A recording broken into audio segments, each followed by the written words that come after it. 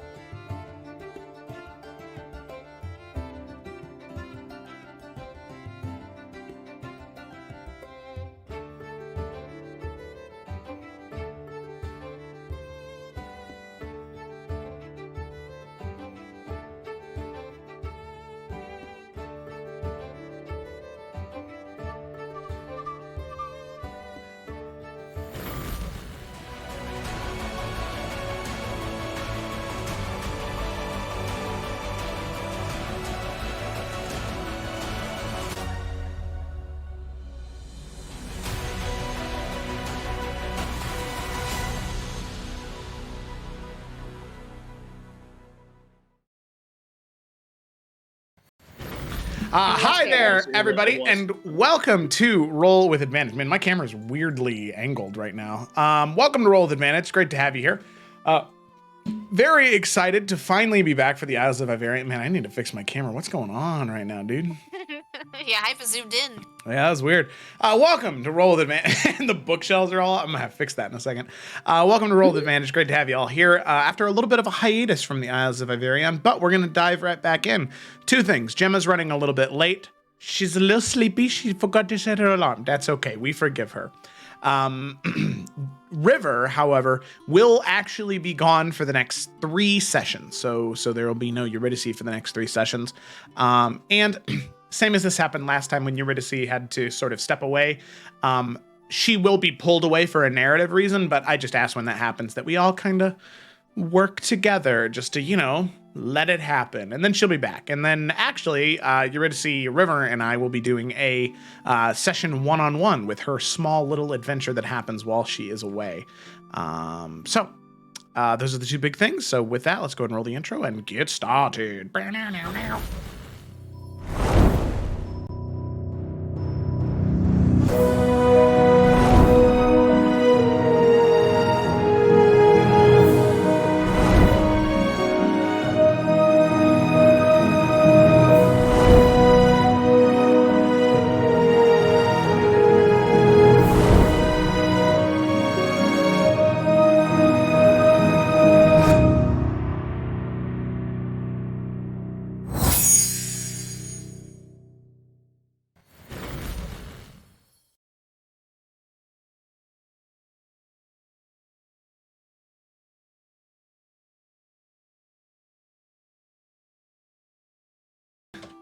Hopefully, I had that unmuted for the first half. Okay, so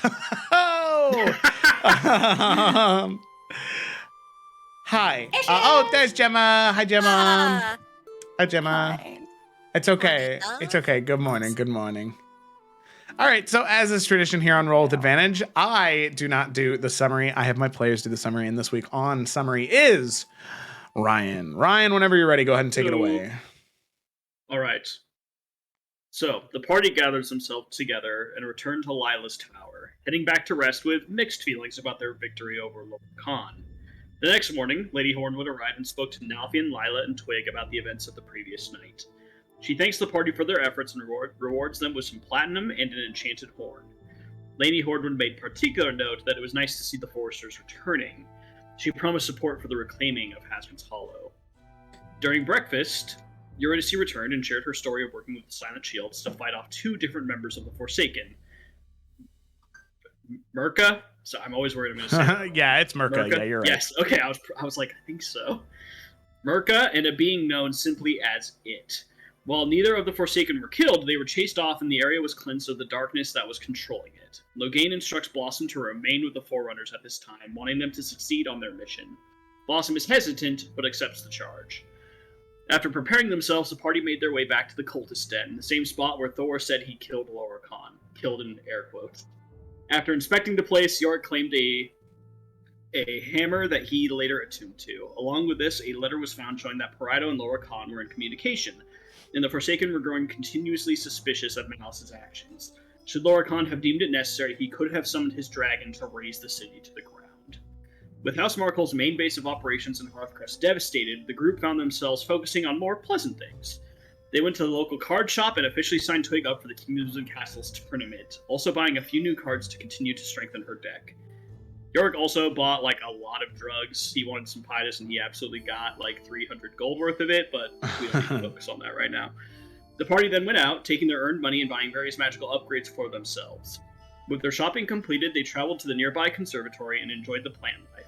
During their visit, Yorick checked in with Lila, asking about her well-being and making sure that she was alright with the recent attacks and looming threat over rest.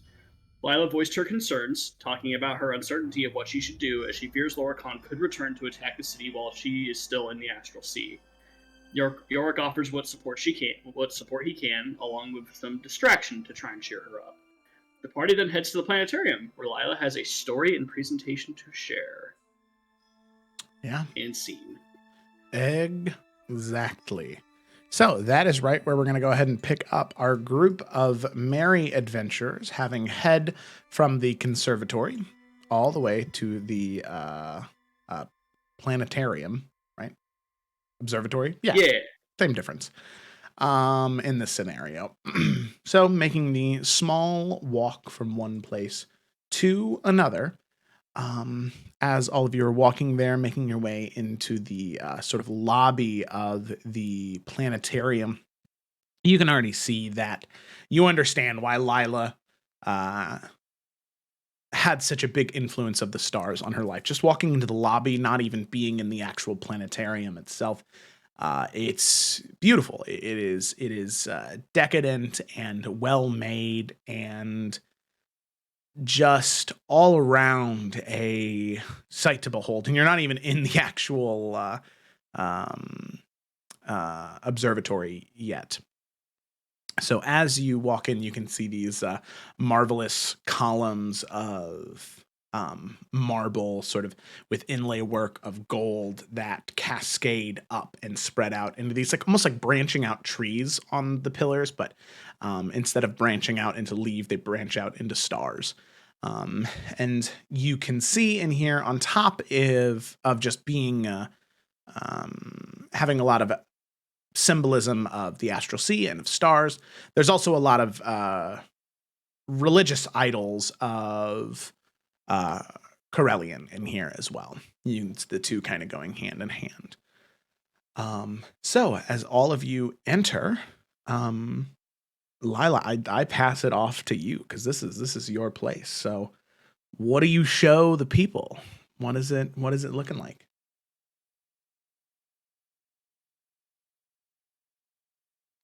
You're muted. I was like, that's good. That's a good start. I'm very happy. Oh no, I've been talking. Oh fuck. All right. So Lila would kind of so I'm assuming the space is a little bit more not like a traditional like what we know of as a planetarium where you like sit down and like watch a show. It's more of like a museum almost. Yeah.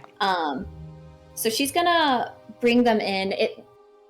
It's gonna remind me of like when I don't know if any of you ever had this when you were like in elementary school, but like she's gonna kind of take you guys around some of the exhibits, but there's gonna be this one that's like almost like a bubble. I don't know how to call it, and you have to like, you know what I'm talking about? Hell yeah. Okay. Yeah. You go inside and you can see all the constellations. Yeah, so she'll just, she'll kind of, before we get to that point necessarily, she'll like kind of just point out a few of the constellations and like what their names are and everything and kind of say a little bit about them. But then when she gets to, I'm going to call it like a little cave.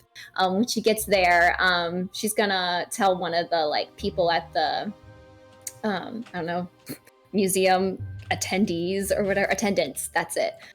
Being like, hey, I have something I want to do in here with my friends. Is that okay? Like, she's going to kind of explain, like, who she is. She's been here a while, blah, blah, blah. You are a regular, so that's fine. Swag. They'll handle it.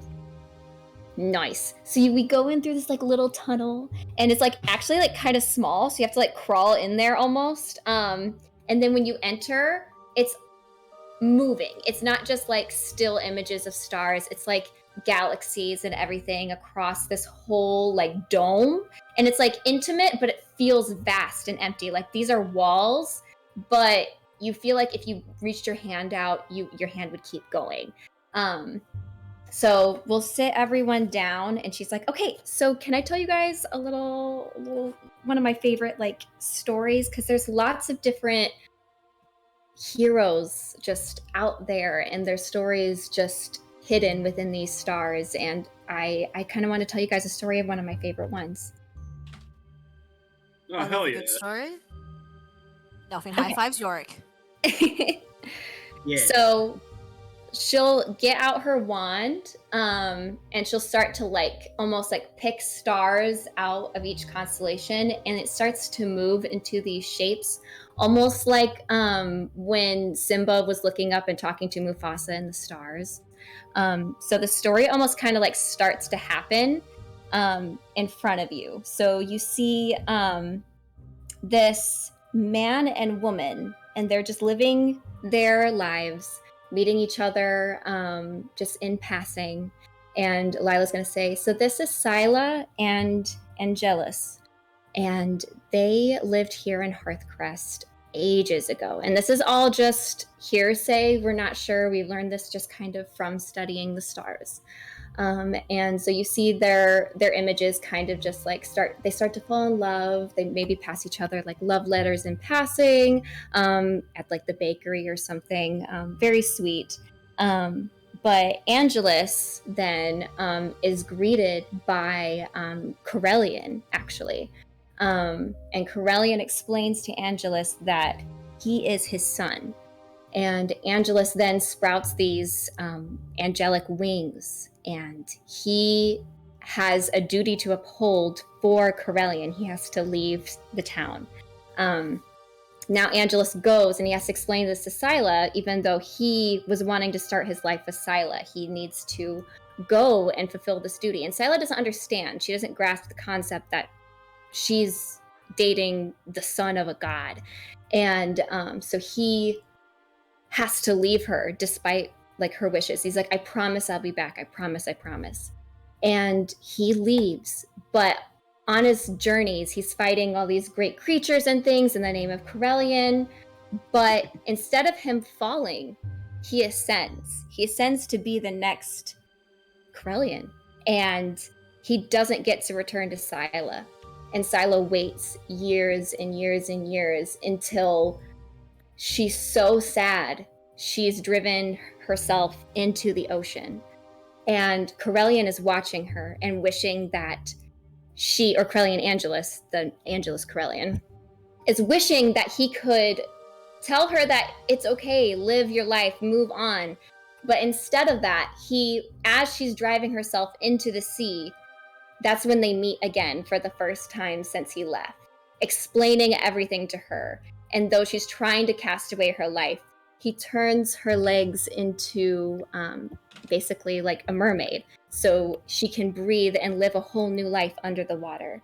And she, despite wishing to be with him, now lives her life in the sea in the name of Corellian. And so it kind of connects almost like the stars and galaxies and nature back into the ocean, that Corellian's reach goes not just all the way out to the very tips and ends of the universe, but also all the way deep down into the depths of the sea. And that is one of my favorite stories. Oh. Man, I'm crying in the club tonight. Nothing would be like clapping for her, because that was a great story. Blossom would clap as well. But yeah, I think there's so much we can gain knowledge from that isn't just in books, just studying the world around us and gods or whoever. And she'll like point at a few other constellations and things, just kind of giving them a little tour of the stars. I could go into more, but unless someone wants to be like, oh, what's my zodiac sign? I can figure it out. But I mean, Nalvin will raise his hand. Yeah. So you know how some people base their life around the position that a star is when they're born? Yes. How much truth is there to that? I mean, what do you think? So, actually, besides just the fact that this story took place, those constellations of Angelus and Scylla are not anywhere near here. They're actually over the Gemstone Archipelago, which is very interesting. So a lot of like adventure, romance, things like that happen, I guess you could say, or influence that area. A lot of people being driven to go somewhere on an adventure for the sake of money, fame, anything, success, love, etc. But here, actually, over Hearthcrest, where I was born, is the constellation Theia, the balance. So balancing knowledge and not knowledge and what is the purpose for that knowledge. A lot of people associate that here, and like even like the success and like industry here and like working within nature here, the balance of that. So that's why Thea is actually my favorite. But there's a lot of different ones, depending on where you're at when you're born, what time you were born, the season you were born. So technically, it's pretty fluid. There's a lot.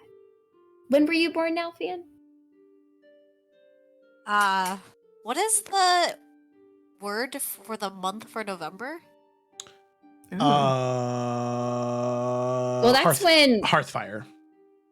Fire. Okay. Beginning or end of Hearthfire? Begrudgingly, because he told everybody something else so they wouldn't know his birthday. Nalfian will say the 12th of Hearthfire. Eurydice will look at you and like her jaw will drop and she'll be like, "Did you lie to me?" Oh. No, hold on. I'm pretty sure Eurydice ended up finding out. She did. Did Because she? Nalfian sent like a little like letter Oh. Yeah. thing or whatever Yeah. it was. All right. Blossom says, "Did you lie to me?" Like even Twig knows because Nalfian fucking came. Okay, well, Yeah, you know, but Blossom doesn't, so just shut your mouth. Lila. What? Nalfian very innocently puts up both of his hands and just kind of shrugs. I don't like to make a big deal out of those types of things. Well, look at what you did by lying about it. Made a bigger deal than if you would have just said something. My This goodness. is also, I just want to say how fitting this zodiac sign IRL actually is for Nalfian. It's so funny. So you are, Oh yeah. you are Senka, the shadow. You are mysterious and like to keep everything to yourself. You're very caring and loving, but from a distance. Yep. Unless you You want to know more. Nope. I feel as though that is Mm. almost scary. It looks at Blossom. Yeah, don't think it gives you an excuse, all right? Almost scary accurate. Come here, Blossom. Give me a hug. You stay away from Come me, here. all right? Nope, you Come stay away from me. here. She's got her hand up. You stay away from me. Nalfian gives her a hug. Ah! Ah! But I will say, Take her hoof and like nudge it with it. though I definitely believe in the influence that constellations and past hero souls can have on us, depending on not only where we were born, but where we were raised, things like that. I think the thing that's more exceptional that we should think about is not necessarily the influence they have on us, but how we can use them to influence the rest of the world. Like, these are just great old beings with power from ages ago that are just sitting there that we can utilize. Like, we utilize Mhm. Earth, we utilize our own internal magic, basically from everywhere, and gods in general, but we can also utilize these beings that have done work in the past. And so yes, I definitely believe they have an effect on us, but I think the greater effect is what we can use them for. All right. Another question then. Mhm. So, this is the belief, right? Can anyone ascend to be a star or a constellation, or is it like you said, these great heroes, you have to accomplish something great and world-changing to be up there? Yeah, not necessarily.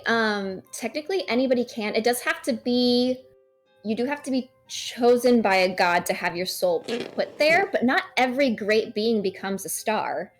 And not every star is necessarily a world-changing being. Like Scylla was just Corellian's old lover. Let's see. There's a few down here. There's some queens. Takara is a queen. She's so ancient. We really don't know too much about her. Just very, very long ago. There's a shifter, Haiza, known for her defensive energy, but we don't know too much about her either. The ones we do know about and have been able to study enough about, I would say we're the most successful in harnessing their energy, but others, their Ashling is the crystal ball, may not even be a person. We just see it up in the sky. We see that it looks like a crystal ball. We see the energy that is more of a dreamy wish, desire energy, and we go from there. But some of them are recent enough, not like either Fea or Kukolni, for example, the Fool, known for misplaced confidence. There's lots of them out there. Nalfin's been like nodding. He's invested. One more question. Sorry. No, Kind of I'm looks at having everybody a else, I great know. time. You mentioned we use them. What does that mean? Like, we're inspired by the stories that they've lived, and we apply them to what we go through. We harness their energy. Is that where you get your magic from? Well, mine's kind of complicated because it is divine that my energy is, but it's also utilizing the stars. So I kind of do a combination of both. I believe there are some druids actually that are more cosmic energy based than necessarily the energy that they can get from the elemental primordial gods. So it really depends. So honestly, anyone, kind of like how anyone can use different kinds of energy, like definitely I know I've seen Twig and Eurydice use divine energy, but Twig definitely still harnesses natural energy. It kind of is based on your practice, and I don't know. I don't know if I'm actually explaining this the best. I mean, you've used magic too with time magic, and how do you harness that? Mostly through probably discipline and practice, less of worship or study. Right.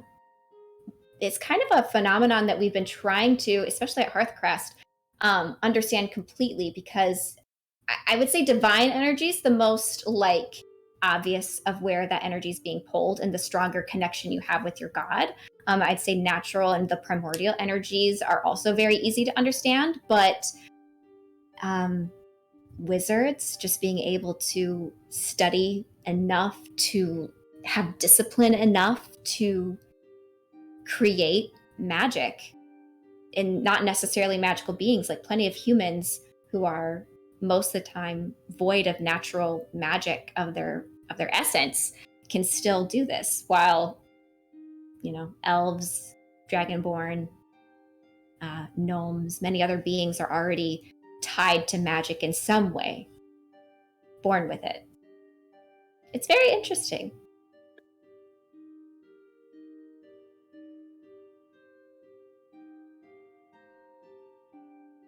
Did I confuse anybody? No, Nelfian this entire time was nodding and like following along. He was very intrigued especially with the story, and just kind of, you can see him making some connections in his own head, and he's just loving watching Lila geek out about this. Is very great. I'm just wanted to give you guys a little piece of like where I would spend a lot of my time, and just a little bit more about what I do and like why I do it. So thanks for like just taking a moment. I appreciate it. I think it's kind of looks up at all the constellations. I think it's great. I mean, where I'm from, you look up and you don't see anything like this. So it's a lot of dark, a lot of nothing. So to be able to look up and see a mirage of stories and legends, and makes, it makes going through some of motions of life a little bit easier. Right. I do think also, even when we don't see the stars, whether we be in a place where they're just not visible or they just don't shine as brightly that night, the fact that they're still there, that maybe if you peered hard enough, you could see a speck of one of them, is the thing I like most. That just because you might not be able to see them in that moment doesn't mean the light isn't there. It's always glowing. Right. I like that, Lila. I do. She'll smile and, oh, yeah. I got a question. Hmm. So, like, people, their souls are taken, they're made into stars, but, like, what are they doing now? I don't know. I've never been able to talk with one. I don't know if they're necessarily... It's kind of like, where does anyone go once they die necessarily? I mean, we all know enough, but there's plenty of different locations they can be, so I'm not entirely sure. It's a little Have you beyond ever our tried- understanding. Have you ever tried to talk to a star? I haven't, actually. No, you Is should that sometime. Something you can do then? I guess I I could mean, try. not necessarily you, but like a person. You. I guess we could try. try. Yeah.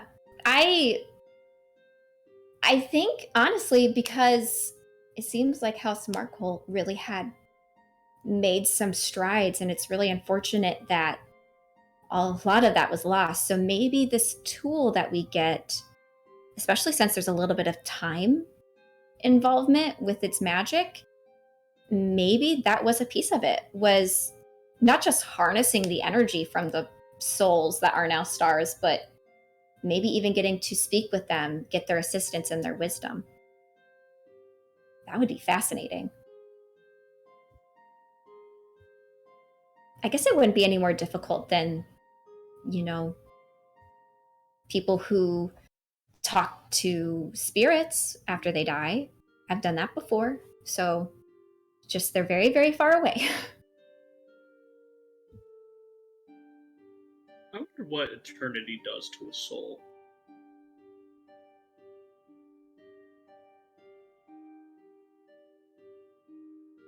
And then is it even eternity? Mm. How long do stars even last? Oh, you are so asking the wrong guy right now. Well, I'm just talking out loud. Oh, I just feel like there's so much that we don't know. And I can't wait to know more. She's actually like writing down some of these questions Aw. for her to answer. Like, can we talk? How long do they last? Is it eternity? Blah, blah, blah, blah. Well, I mean, if there's a problem that the stars are too far away, do you think that when we have to go to the astral sea, we'll be close enough then? Maybe. Honestly, we should ask Efren, since that's where he's from. He might know a lot better. it can't hurt to ask. Either knows or he doesn't. This is so interesting. I don't know. I kind of like the idea that, you hear that old phrase, don't beat your heroes. Hmm. The idea that they've told their story. Doesn't need to be any additions or rewrites. Just lives. But who am I? I don't talk to stars. I don't know. I think, I don't know. There's something about meeting someone and, like, knowing that they were real, Because, like, sometimes you hear a story and, like, heroes, they're, like, so fucking cool and they're perfect and, like, they were never scared. But, like, I mean, I don't know about you guys. I've been pretty scared a lot doing the shit that we're doing. I don't know. Just knowing that good people struggle too. I don't know. There's something that's always kind of comforted me in that, That's fair. Yeah.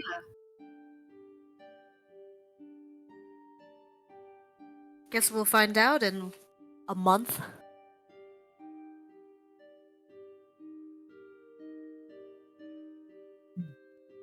Yeah. Lila's very introspective in this moment. Alrighty. So, with that, as all of you take a moment to look up at the dome, investigating the different constellations on display, is there anything else the rest of you would like to do in your time here, or just want to drink it in a bit more and then begin to head back towards the tower?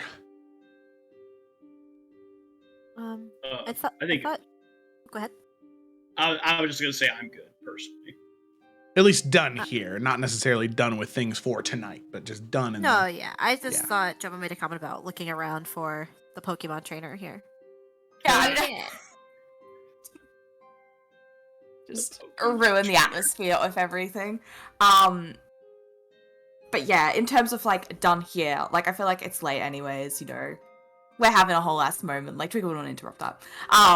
But here at the planetarium, yeah, Twig would want to track down. I had their name. Elena Winter. Yeah.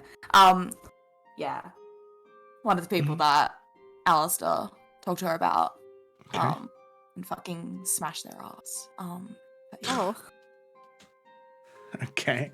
All right. Yeah, for sure.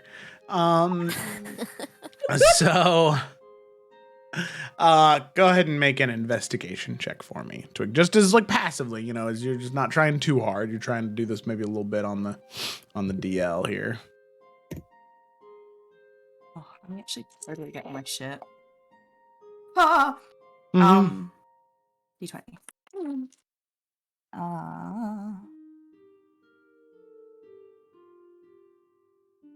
That is a 17. 17. Okay.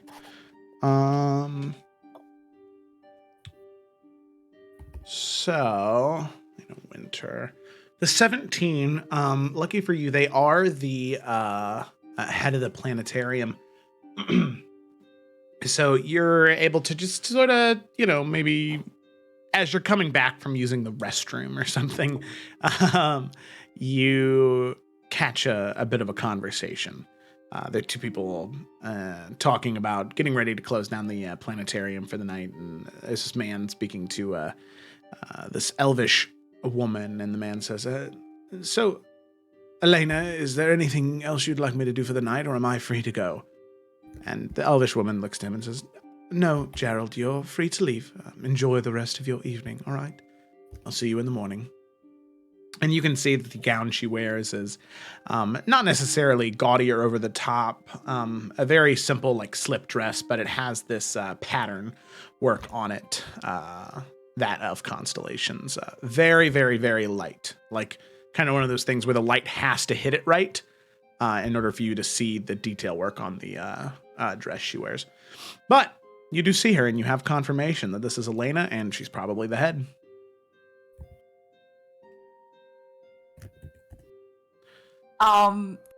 Because I don't know how much a planetarium will be open during the day / what those duties and things would be, so Twig will actually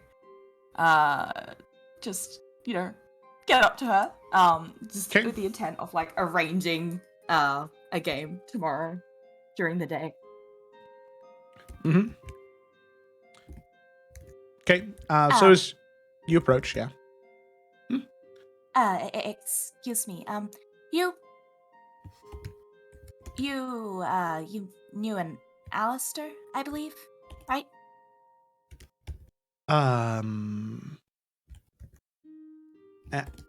Alistair. Brightwood? Yes. Oh, wow. Yes, I did. And she's very confused right now as to why you're talking to her, having known Alistair. Well, he said that you were very good at winning kingdoms and castles. Oh, okay. And all right. Ooh, yes. Oh, yeah, of course. Greg has no idea what the hell she was so confused about. She's a lot more relaxed now, that's for sure. And, well, he suggests that I come to you to, well, test my skill. I guess you probably know that there's already the tournament going on.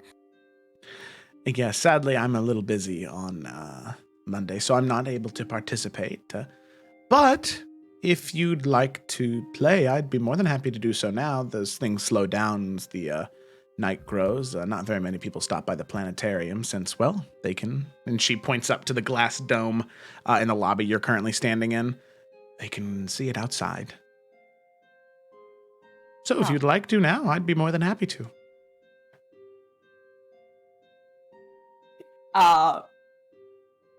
We'll smile, like, you know, that kind of like gamey smile of just like, yeah, let's fucking go. Well, if you have the time for it, I guess. Of course. I'm. Okay. Oh no. All right. So, LOL. So, you settle in for your match. Now, the thing is, Twig, you've gotten really good.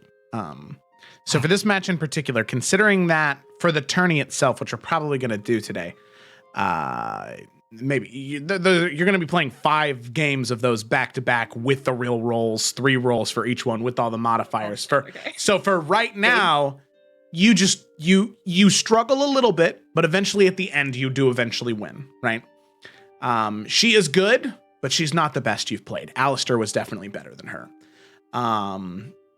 So you do go back and forth, and eventually you do win, and she kind of sets her cards down and says, well, I'll be. That is... You're quite good at this. I've been doing a lot of practice. Now, there's one thing that... Are you willing to take a little bit of constructive criticism? You won, but... of course.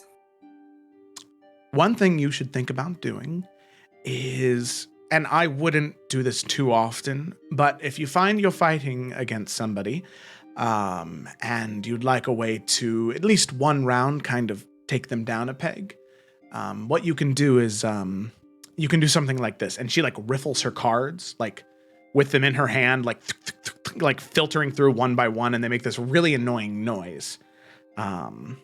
If you do that, it pretty much serves as a nice way to wear down at the person you're fighting's mental fortitude for just the one round.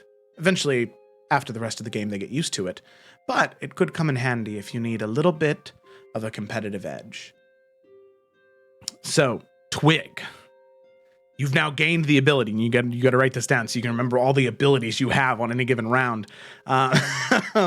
You can... for the entirety of one round, continually riffle your cards, which if you've never played Magic the Gathering, where you just kind of like... big as shit. Yeah. It's annoying. You hold them and you just like, you pull one from the back and put it in the front and you make this like... And you just do it super fast. And she shows you how to do it really, really, really fast. And for one whole round, you can do that. And you can subtract a d4 from your opponent's roll.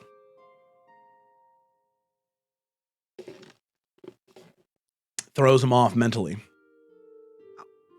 I love that. What level of Kingdoms and Castles player is Twig? Twig's at least a level 12. 20. Yeah, she's level 12. All right. I love that. Not yet. Okay, fine. Well, not level 20 yet. Let's see what happens. Sven's also been practicing, all right? So we'll see what happens.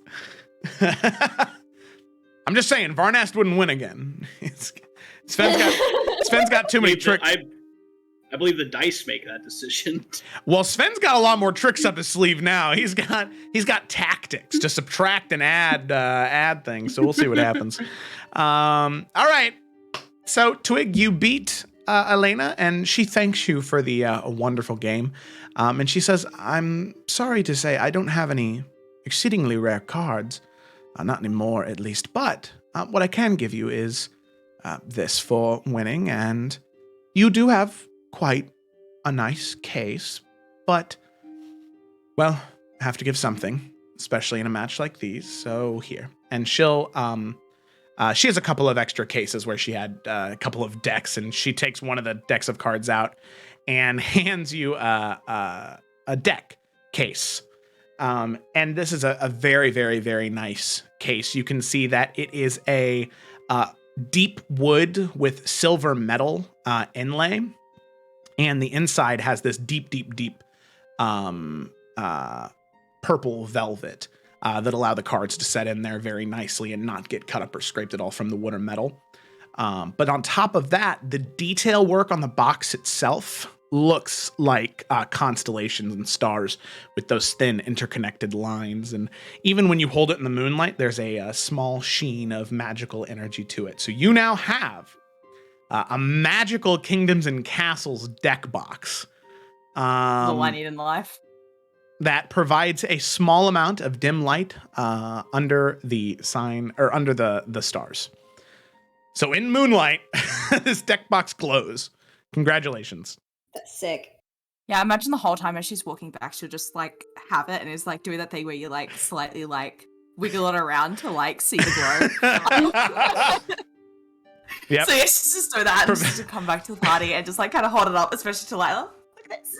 Ooh, so pretty. Wait, Switch Twig, a batch. Twig, I thought you said you had to use the bathroom. Where'd you get that from? You were I gone don't think for the gift shop had anything that fancy. Oh my god, Yeah. it's super expensive. You were gone for like 30 minutes. What happened?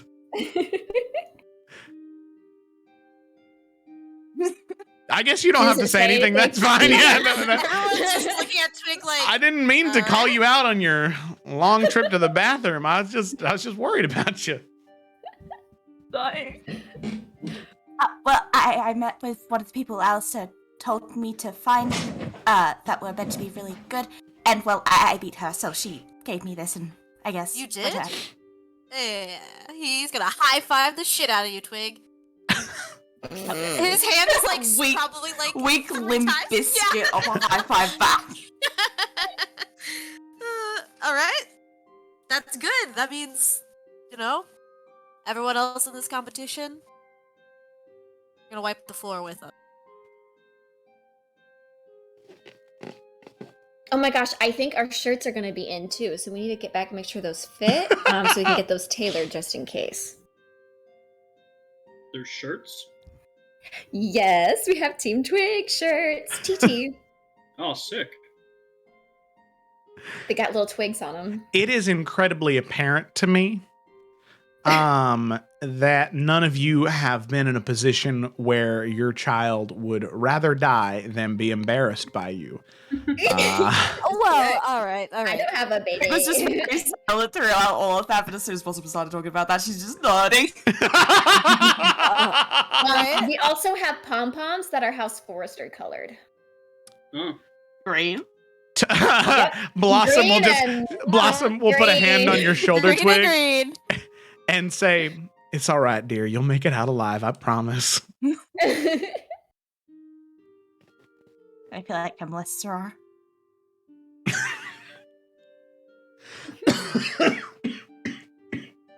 Are you okay, Jeff? Yeah, I'm good. I'm good. All right.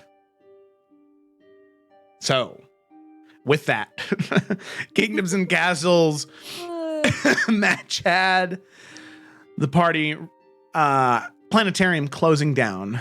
Now all of you make your way back to Tatiana Tower. Yeah. Yeah. All right. Another TT. Another TT. Hey. TT. Yeah. It's too many TTs this session. Yeah. I'm gonna get never mind. Okay, so I was like, don't say it. Don't say it. I will say that as all of you are making your way back, there is a whoa, oh, that's loud. Oh my goodness. There is sorry. There is a fair amount of activity still in Hearthcrest, even though it is currently nighttime. This is a city that doesn't sleep, honestly. It can't the fires of industry just pushing it harder and harder every single hour of the day. So even making your way back to the tower from there still takes just about as long as it does during the daytime. I will say, every once in a while, you do see what look to be small children who are sort of sitting on street corners, just sort of shouting out or handing out flyers that say, come one, come all. Next weekend, the first tourney in the tourney season held in the meeting grounds of House Hornwood on the Center Island.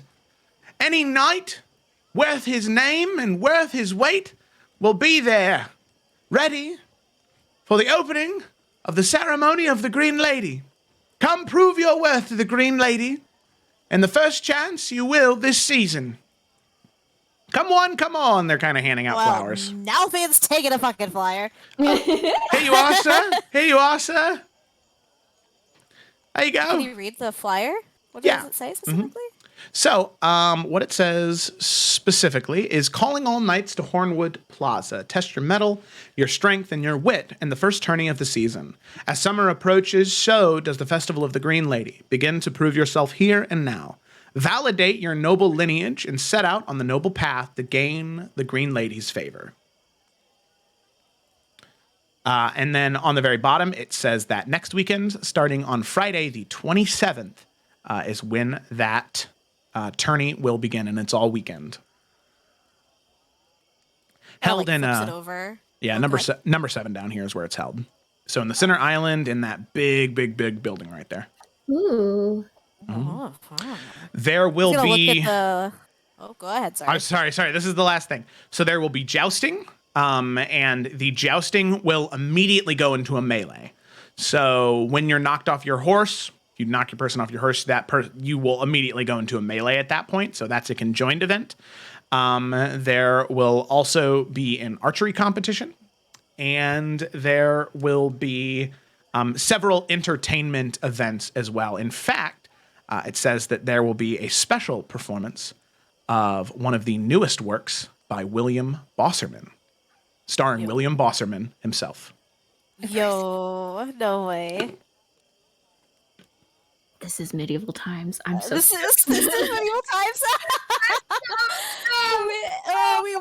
I just want to let all of you know that the more tourneys you go to, the more high fantasy they get. So this one Holy is probably shit. going to be pretty normal.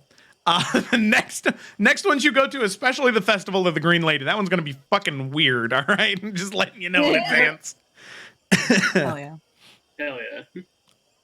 I was We just just gonna all say need to have a tournament. Like, that's to, what this campaign's about.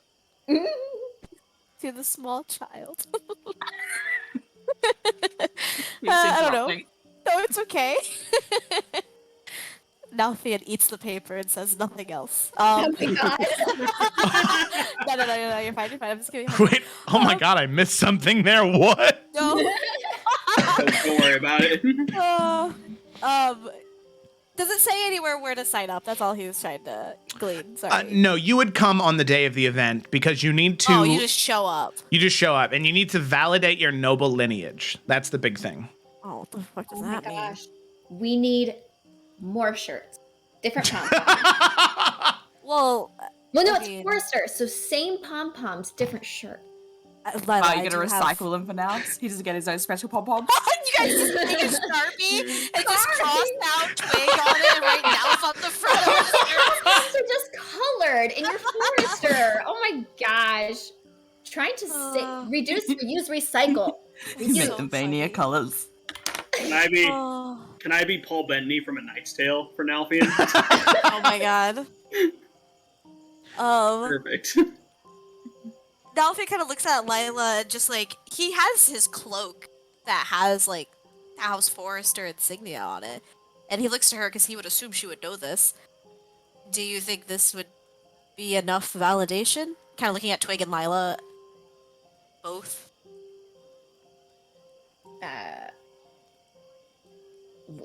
Joe, would Lila know if there's any other validator of a knight? Provided he was knighted by the lady of the house, that is enough royal lineage. It's not the most impressive, but it is enough. Yeah. Yeah, Yorick would point out, like, couldn't she just do that? And points to Twig, like the lady of House Forrester. Well, Yeah, bringing the lady would also do it, but that's enough. yeah, the Twig has very graciously already knighted me. So I feel as though that should be more than enough. Now, I'm excited. I will say, none of you are from Tarkir, so we do it a little bit differently down south. So I don't exactly know how much pomp and circumstance there is, but Twig, if Nalthian is going to enter this tourney, this might be the first time where you need to present yourself formally as the Lady Forrester. Like I said, I don't know if there's as much pomp and circumstance, but there might be a moment where you are in a room with 4 or 5 other ladies of different noble houses, and you're going to have to talk to them. Has this tournament or something similar taken place in the past that Lila would be familiar if this is a requirement? Yeah, at the end of March, right? March. I believe March. At the end of March of every year, April. So at the end of April, getting right into the start of summer, this time every year is when the Tourney of the Green Lady starts off. And it would happen in Hearthcrest in the courtyard of House Hornwood every single year. Right at the end of April. Cool. And so if Lila does know that kind of, the ladies kind of all meet, she'll like confirm that for Twig to keep her prepared. Yeah. And they do, but just from the small conversation you and Blossom have, it is not nearly as extreme as it is in Tarkir. Gotcha. How extreme is it in Tarkir? Oh my goodness. Well, for one night just isn't enough, right? You're going to need a retinue, perhaps, maybe 15, 20 knights. You'll need some standard bearers. You'll also need some trumpeters to follow you in as well. You'll need a composer to write your own fanfare as well. That's part of the harder ones. Twig's just nodding and like slowly like disassociating. If we want all these things, guys, we can do this. Nalfian's like shaking his head, doing the little She's not gonna vibe with that to you, Lila. Wait. Or we can just have a very pretty cart with one horse. Twig, what do you think?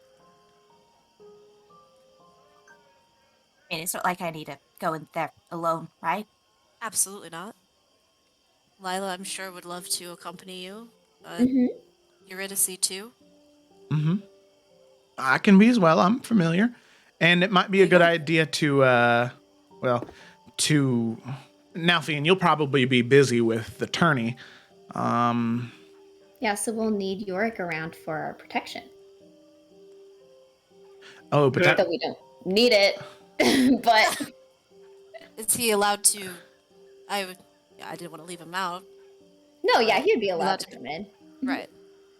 That does bring up an interesting question. That'll look good for Twig to have several advisors and a bodyguard while her knight is participating in the tourney. But Nalfian, listen, maybe things changed since last we met, but do you have any squires? A what? A squire. I know the accent's hard to... Oh, yes, I've read them. It's in my books. Okay. No. Oh, okay. Well, we'll need to find you a squire then, because... Well, any of us besides Twig could be Nalfian's squire. I mean, I would not want to wear squire clothing, but I would do it. Well, because you need to wear the regalia of House Forrester, for one, and you need to be willing to, clean up after... Nalfian's horse, yeah, that's the Marshal. Yeah. Well, I've seen Squire's job isn't the cleanest, that's for sure. It's essentially holding all the weapons, cleaning up after the horse. Winks at Twig. I've done my reading. Yeah, see, you got it. Twig, make better in the stands. Twig, make a perception check for me. That is a 18. 18? Okay. Twig, you see what looks to be something approaching from the shadows. You're not exactly able to get a clear image of it right away. But you see two things sort of break away from the alley of the streets. You see what looks to be a medium-sized humanoid, maybe 5'8", 5'10", male, a tabaxi for one. Has this deep black coat, wearing all black leathers with a sort of black hat that has a black feather coming out of the top. And you see standing next to him, walking next to him on all fours, you can see a raccoon. As you see the raccoon immediately, as you look down at the two of them, the raccoon stands up on the two legs and points at you. And in this moment, he's too far away, but all the rest of the party just hears squeak, squeak, squeak, squeak, squeak, squeak, squeak. But Twig, you probably hear right on the edge, like, hey, there she is. And then Danny goes back to all four, and he starts running towards the group. And you can see the Tabaxi man says, hey, no, wait just a minute. Where are you going? Stop. And the Tabaxi starts jogging after. Oh my god. Nalfian is resisting the urge to, like, draw his sword and just, like, facepalm all at the same time. Oh, please tell me it's not the same fucking raccoon. Raccoon? You can see a raccoon running towards Twig.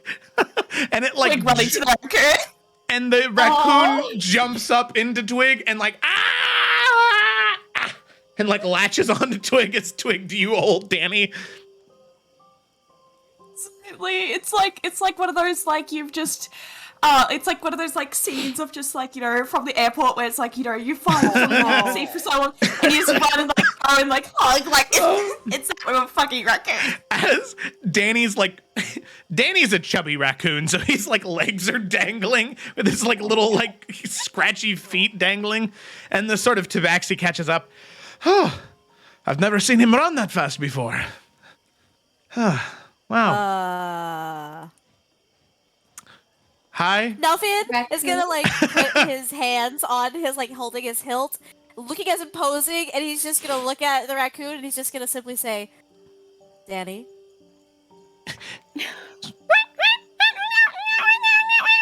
That's what you hear, but Twig, you hear. All right, now you just stay right over there, okay? Because if you come any closer, you're getting two of these.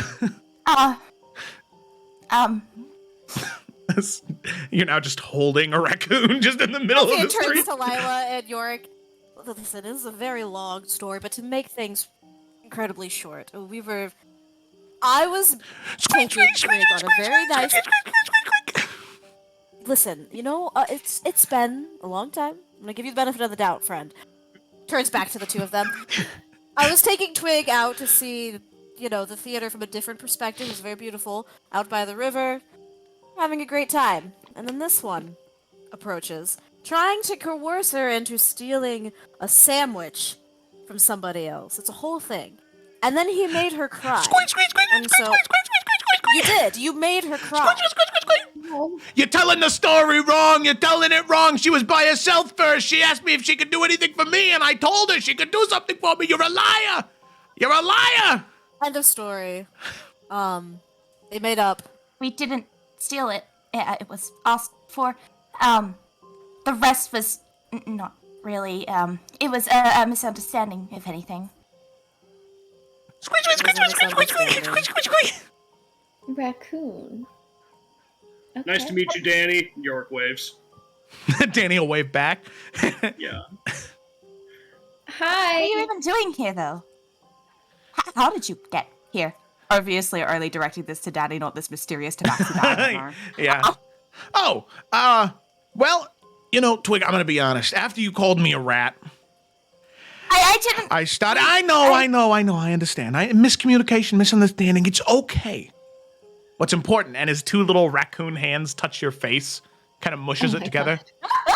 I forgive you, okay? All right. It kind of smacks your cheek. It's okay. And you're still holding him, so he's still like hanging in your arms.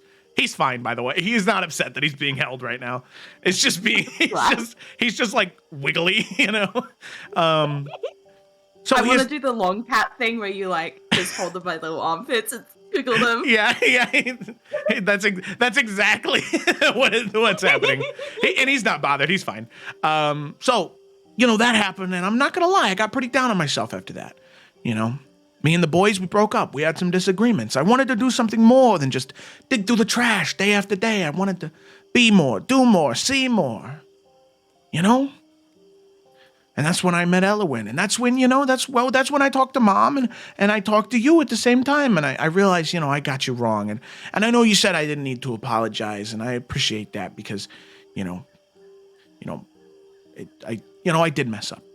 And I'm sorry about that. I got really angry. And I was just upset about a lot of things in my life. And so I thought it was time to make a change. So I left Raven Rock.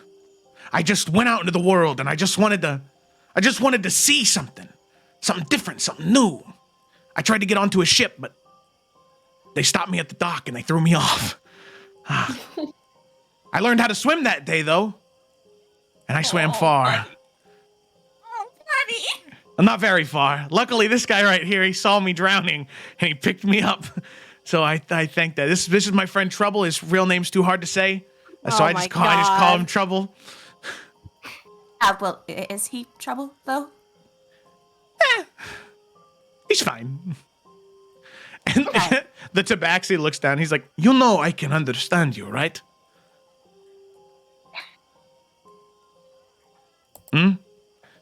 So anyway, Danny looks at him and just turns away. So we started going around doing stuff. We wound up in Wheat Hill. We heard about a group of people that happened to look a lot like the people we know. And so we started following you. And we knew that you were in Hearthcrest, so we just started looking around. This is a big city, though. This is way bigger than Raven Rock. Like, Raven Rock is, like, shallow. It's like, and he's like still hanging. It's, like, shallow. It's, like, flat, but it's spread out so far. This is like when trash stacks on top of itself in a can. There's layers. It's crazy. Right. Oh, well, you know, if you wanted to do something different. Of course, I just want to change. I want to do something bigger than me. Well, we need a squire for a night. Oh, Twig. Yeah, I can do that. You got it. All right, but Twig. He looks up. He looks up to Trouble. What's a squire? Oh my goodness! What's he saying, Twig? Twig, I think can we. He asked what a squire was. I can teach him how to be a squire if you want him to be a squire. I mean, I'm out of the job right now, so. You approve? So I could use a job right now if you need a squire. I can teach him. What is? Describe to me the look on Twig's face right now. Looking back at Nalfield, like, yeah, Squire. It's like, it's a genuine thing of just like,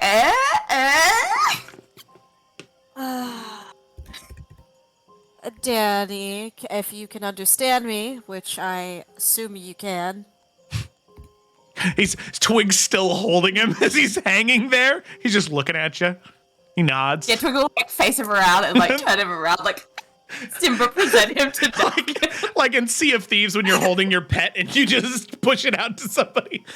Yeah, just like get Danny on like eye level with Nalfield, you know, just hold him up. Hey, Twig. He looks back to you, Twig. Have him hold me. Oh my god. Nalfin, do you want to just reach him out? He wants you to hold him. Is going to take a really deep breath and just will very slowly take him under his armpits and just kind of hold him at arm's length. Is this good? He nods. You motherfucker. He just mumbles that under his breath. All right. He smiles. Lila, actually, is it even possible for me? Does this pass regulation? Are there regulations? No. Well, no, there aren't. So we should be fine. Because His eyes are screaming help, but he nods. And well, he nods. we would have to make sure that he fits in the required squire clothing. We'd have to make sure he's able to lift the items because a squire does need to not only scoop the poop but bring you weapons. Because there's gonna be lots of fighting. You hear that, Danny? There's lots of fighting, lots A of big. certain, strength, agility, stamina, certain requirements that way. Yes. You have to be able to lift and hand me a lance that is 5 times your length. Let alone my weapons. You're holding him. So good point. Yeah. But hey, you know what? These hands. He like gestures to his hands. Duffy can't understand. Yeah, you just hear. It will be translating. Okay, thank you.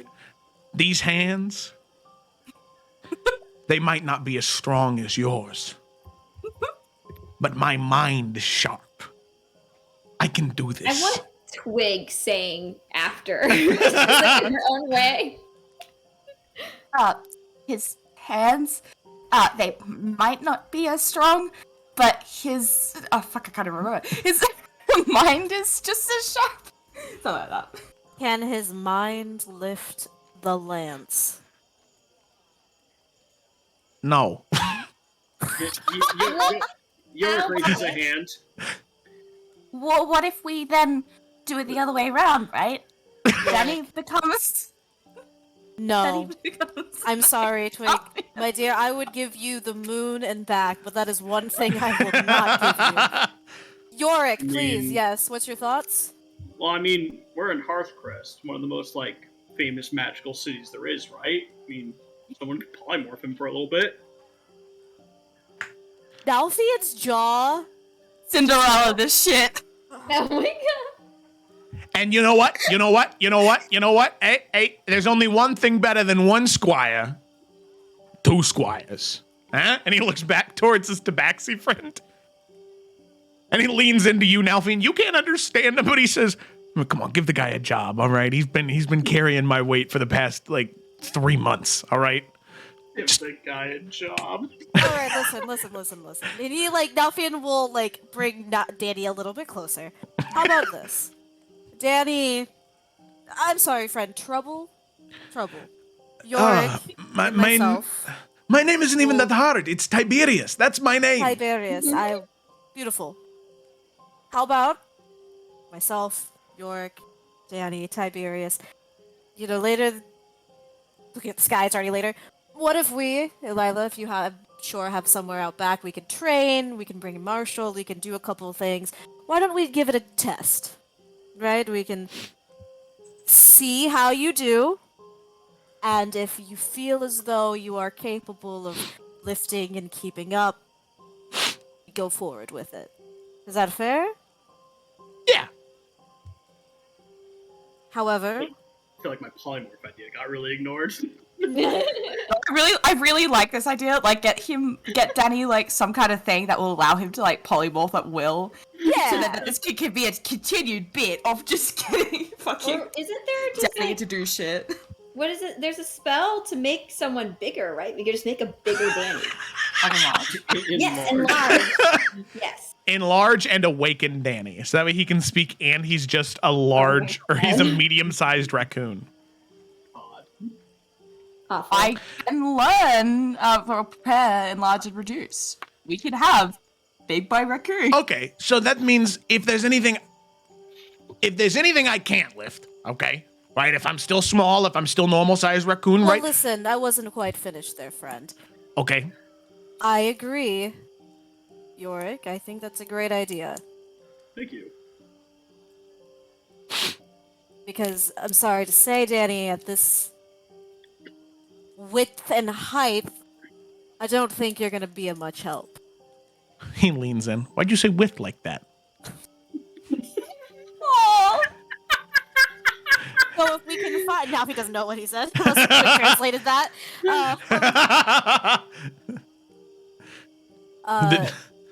So if we could find someone in town who can help a lot. Plenty. All right. So, I mean, obviously that's great. But what are you going to do about him? Lean, like, nods back towards Trouble. Listen, Trouble's been through a lot, all right? Listen, his wife left him. Okay, he lost all of his money. His kids hate him, right? He's got a whole litter that doesn't even care about him. Right? You got to do something for him, all right? Just a little something. And Trouble goes, none of that is true. That's all a lie. I don't know what was said, but Tiberius, you're more than welcome to come along with me. You need a squire? Desperately. All right, can be a squire. I'm just letting you know, the last time I squired, You have previous experience? yeah, I've squired a time or two. Insight check. Make an insight check. well, that's a good sign, though, right? If he's got experience, then, especially if it's been under different people, that's good, right? 16. 16? Plus 0 to that. Yeah. For some reason, it's both. He's lying and telling the truth, and you're not exactly sure what that means. Okay. All right. Okay, listen, I just met all of you, and I don't really want to start this off on a lie. I have squired before, but I played a squire in one of the Raven Rock Theater productions. I wasn't actually a squire, I just played the role. You see, I am You researched for it, right? Well, here's if we're gonna practice. I read the if we script. Okay, if we're gonna practice and we have Tiberius, we don't even need to polymorph Danny if we don't want to, because anything that Danny can't do, Tiberius can. Boom. And we'll practice. Yes. Practice is definitely the key here. We Is got that- plenty of space at my tower for that, so. My family's tower, not my tower. Meh. Big will Alright, I just think kind more of than whisper fair. into Danny's furry little raccoon ears. The Tatiana Tower has really good food. All right. And now feed you to tear. Squeeze, squeeze, squeeze, squeeze, squeeze, squeeze. And with this devilish grin just curl across his face. Yeah. Nalfia just nods and slowly hands Danny back to Twig. Hey, it's okay. You can put me down now. My spine's starting to feel like jello. Here, pop him down. Okay. He kind of like a slug unfurls and lays on the ground for a bit. Oh. Oh, yeah. All right. He leans up and goes back on his on all four. Alright, let's go do this. And Nalfin's gonna start heading the direction of your tower, Layla. Okay. Now, I will say, Tiberius, he does sort of walk up to you, Nalfian, as the two of you are walking. And he says, hey, listen, can I borrow a moment of your time? As much as you would like. That's very kind of you. Listen, things back there got a little tense. And I just want to... I just wanted to say... I just wanted to say... I take things in life very seriously. And I can tell from the air about you that this is something you care about a lot. So, I don't have much control over him, gesturing towards Danny. In fact, none at all, but I'll do what I can to try and keep him in line. Alright. Listen. I'm not worried. As annoying as that. Nelfin thinks, chooses different words. As annoying as he is, he cares a lot about Twig. So he's not going to do anything to make us lose. If anything, he is going to do everything in his power to make sure we win. I just don't know how much power there is in a raccoon. But I guess we'll find out. Yeah, I guess you will. Don't underestimate him, but yeah. This is, if I have... Again, this is hyperbole, so don't take any offense to this. Even if I have the worst squires ever. Which, I don't know if I do yet. I might have the best squires in the entire world. I don't know. Hell. At the end of the day, this is a team effort. As long as you give it your all, I'm going to do everything in my power to win. We'll work out. All right. I like your optimism. Almost optimism. Backhanded optimism? I just have one question. Is this your first tourney? Yeah. That's That great! That's great! Not only is it my first tourney too, but the role I played in the play, it was that night's first tourney too. The one that I squired for. Well, I've read a lot of books about nights and tournaments, so I know what to expect.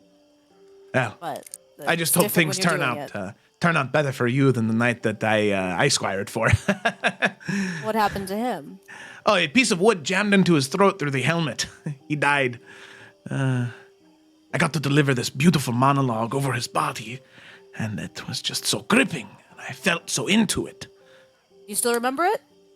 Yeah. All right, don't forget it. And Nelfin will pat him on the shoulder and leave laughing. You can see Tiberius looks at his hands and he says, "No, I can't live through that pain again. No." All right. Which, by the way, I forgot to share it, but this is trouble. Hey, Oh, look at him. Love him. Suave. the best art. He'll be a great squire. Oh yeah. You just use that fucking art that you have of trouble where he is on Oh, don't even know if it's actually right though. Yeah.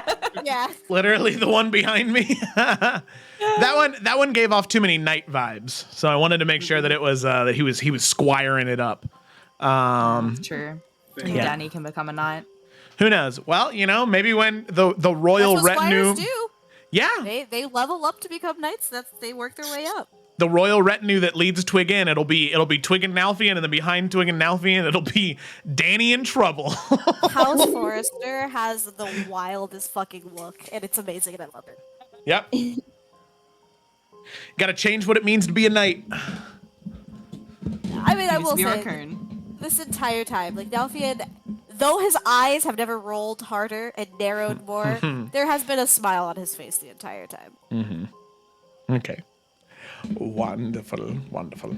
Alrighty. So with that, now all of you do get back home to the Tatiana Tower. Late in the evening. Ready for sleep. So as it approaches around, let's see, after the walk back, we're probably looking at about 8:30, well, no, probably 9:30, 10 o'clock at night getting back. So it is pretty late as you return. Is there anything anybody would like to do before all of you head to bed? You go first. Oh, mine's a small thing. So remember the guy we found before we got to Hearthcrest, and Yes. he was staying at our house. Now that Seralina / the Sonanios girl is gone, I feel like Lila would give him some tools, like money and stuff, and be like, "Hey, you're good now. No one's gonna kill you. go where you gotta go, like probably like a cart and some supplies and things, and Okay. just get him set to go, whether or not that's necessarily tonight or if it's been like the last few days or whatever. Just now that she knows it's safe for him, so he's not just like living in limbo in her house. Yeah. Yeah. And just for the sake of brevity, you kind of explain loosely that everything's okay now. And you and Alfred work together on a plan for him. And after doing a little bit of talking, he decides that he'd like to live out his retirement in the Gemstone Archipelago. There are a few assisted living homes there that he could probably live the rest of his life comfortably in, since he is blind. Now, it makes things a little bit more difficult. But you're able to get that figured out. And he thanks you very much for the assistance. And he will say, I just thank you so much for not abandoning me in that forest. You and your friends will always have a soft spot in my heart. Thank you. I'm glad we were able to be there to do that for you. Now, good luck. Thank you. And you leave. Alfred will help him pack the small amount of things that he does have. And he'll get ready to leave in the morning. Beautiful. That's what I had for tonight, Alright. at least. All right. Anything else tonight? Yes. I would like at some point to ding dong on Yorick's door. Okay. Ding dong on your stone. Yes. Next Not question. Yeah. Yes, you would be granted entry. No. What's Yorick up to? When she walks in, Yorick's at a desk that's in the room, and he actually has like a lot of like these like tools, like these various kind of like knives and like carving materials in front of him. And she sees that he's working on these like little like stone statues, and he's got like a few finished ones kind of in front of him, and he's working what looks to be like very early on like a different one right now. And it's just like this rock that like it's being held in like this vise while he's like chiseling away so that like the lines can kind of look even. And like as Twig comes in, he'll look over, and he's actually wearing like a pair of glasses that make it so like he's seeing closer to like what he's chiseling and working on. Hey Twig, what's up? I didn't mean to interrupt what you're doing. It's all good. I let you in, so I'm okay being interrupted. Right. Well, I wanted to come in to apologize for what happened, before. I feel like the last Which conversation we had wasn't great. What do you mean, what thing? What Oh, that thing? Yes? Oh. Okay. Hang on a second. And he'll take his glasses off, and he'll like kind of like turn the chair to where he's like looking more at Twig. This sounds important, so you have my full attention. Keep going. Wait, I'm sorry. I thought you were upset with what I said to you before. Were you not? Did I just get that wrong? I mean, I don't agree with you. I was kind of annoyed, but I mean, nothing worth lingering on. It's not like you stabbed my mom or something. That wouldn't be cool. Right. Okay. Yeah.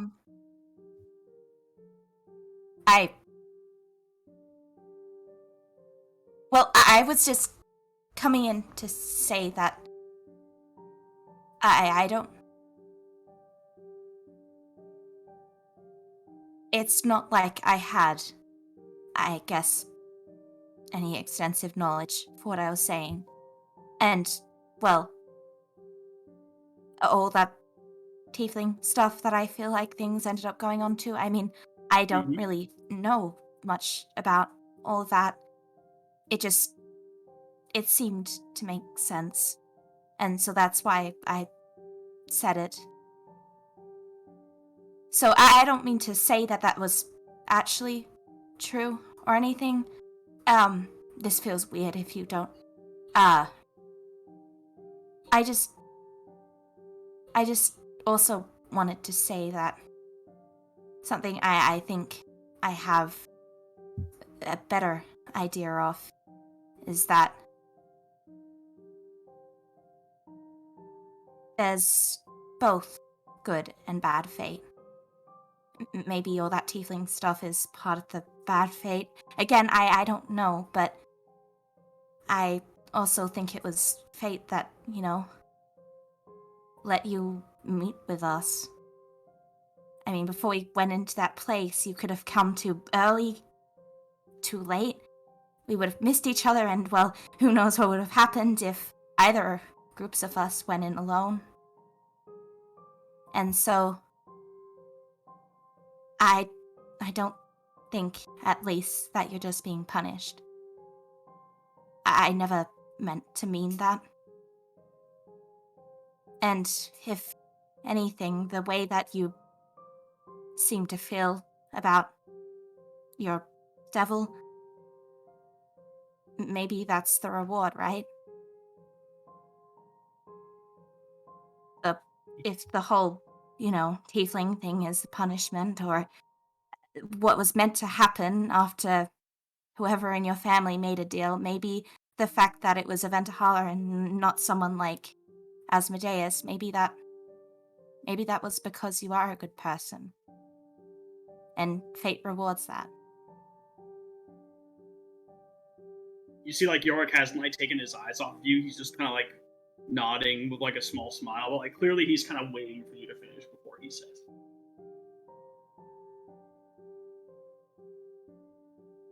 I shouldn't have come on as strong as I did. I know that a lot of people don't like talking about fate, but I still think it's important. And I don't believe that, it's a simple thing of fate either holding love or hate for someone. I don't think it's about that. I think it's always going to be something that changes and shifts. And so, I don't think anything would ever always be a punishment for it. Or even a reward, I guess, to some extent. Because I used to think that fate hated my family, hated me. And so, that's why I had thought that it'd be best not to try and, I guess, do anything for the Foresters. Because it would only be going against an angering fate, but I realize now that if anything, I've always been, I guess, guided towards it.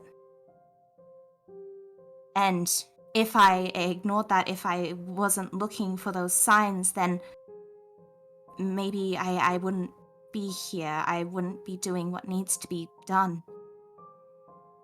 That maybe fate does want something different. And, well, that's why I guess I feel it's important to talk about it and not just discredit it, because if you ignore it, it could be worse than, listening, I guess.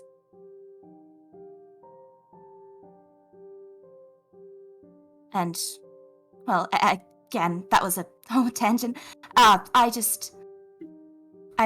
trying to get things right with it.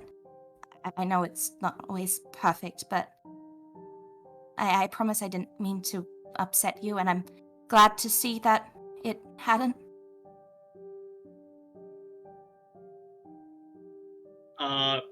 I mean, this is a dumb question, but is Twig's like body language as nervous as she sounds?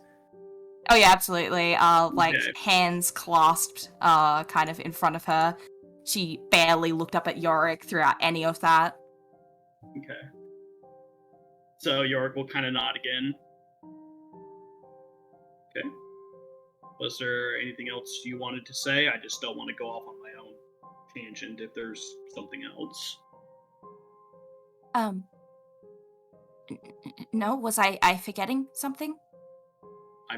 I mean, I don't know. Did you? I don't think so, but if you were wanting to hear something... I just wanted to hear what you thought. I mean, if that's all you have to say, then I'm okay to kind of let you know where I'm coming from. I just want to make sure you kind of said your piece first. But it sounds like you're good? Question mark? Yes. Cool. Twig, come take a seat. And he just kind of motions to the chair that's like closest to him, because I imagine she took like one step through the doorway and has stood there and not come any closer, is what I imagine she's done. Oh, absolutely. Yeah. So he'll just motion to the chair that's just like a few feet away from him. She'll kind of hesitate at first, but make her way over, plonk herself down. Cheese board, just holding out some assortments to her. No, thank you. I'm alright. Alright, well, it's there if you change your mind. He'll grab a slice and throw it in his mouth. Take a breath. Alright, so I have a lot of thoughts. I know it's surprising. So I'll try to get through this, but I might skip around a little bit. You're going to have to forgive me. It's just kind of how my brain works. I will just say before you go into anything, Twig is just looking at you. She's very fucking confused. She doesn't know what to think about this. Good. Twig, I didn't go at you that hard because I was mad. Like, I'm not gonna lie to you, I still think you're wrong and I don't agree with you. And that's okay. You know, we're friends, we don't have to agree on everything, though. It's just not natural sometimes, you know? But the reason I went at you that hard is because if this is something that's so important to you, I truly wanted to hear why you thought the way that you did. Because while I'm staunchly opposed, I'm not against the idea that I'm wrong. This might surprise you, but I've been wrong about many things in my life. And I feel like the only way that you actually figure out and learn and discover the truth is by having conversations where people don't agree with you. That's how you learn. See things from a different point of view, try to see where other people are coming from, because, you know, all we have to work with is, you know, what we've seen and what we lived and what we've experienced, but we all don't have the same lives and experience, you know? Does that make sense? Right. Okay, cool. Just wanted to make sure you were still with me. And yeah, you know, fate, I don't know, you could be right. I personally hope you're not. You know? I just have seen a lot of bad things happen to good people, and I've seen not great people get rewarded a lot. And, you know, just, I don't know. There's something comforting that we're all just kind of trying to make the best of what we got, you know? To me, at least. Still with me? Yeah, she'll just be nodding along, because, like, you know, it's very much going to be a thing. She's going to do the same thing you did, where you were just like, yeah, I just want to hear you out, then this is her reciprocating. Alright. So I just wanted to make that clear. Like, I wasn't mad at you. I was trying to, like, push you. You know, was it a little bit of a sensitive spot for me? Yeah, it was a little personal. But, you know, I wasn't trying to make you, like, scared of me or make you feel bad. I really wanted to hear what you had to say. Because, again, it's the only way that I might change my opinion is to kind of push back and really kind of make you defend your point and hear what you have to say. Which, that said, I have to admit I'm a little concerned for you on that matter. What do you mean by that? Well, I mean, I know I can be like a scary looking dude, but like you've known me long enough that like, come on. I mean, I don't still scare you. Like, not really. Not like that first day when you were like hiding from me, right? No. Insight check. I will say that's more just like, no, I wasn't hiding from you. She's definitely not scared of you anymore. I was about to say. Sorry, vibes might have been misconstrued there. Okay. If she tries to like play off the hiding thing, Yard just points to his helmet as Twig remembers that he could see everything around him during that conversation. But anyways. You know, it took me a while to really put together that, I just thought you were a lady of House Forrester, but that's not the case. You're the lady of House Forrester. I suppose so. Yes, there's not really any other ladies, anymore or anything, so. Yeah. Yes. And I'm sorry for bringing up something that's probably not fun to talk about, but I think it's important. I'm concerned, Twig, because, you know, I pushed back against what you said, and, you know, was I a little hard on you? Sure. But I mean, if you're going to be a lady of this house, you're going to have to get used to people not liking your decisions and people trying to change your mind about what you believe in and what you believe is best.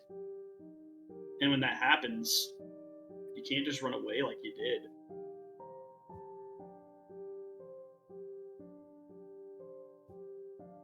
She'll just kind of like shrink in her chair a little bit. She's not going to say anything to that.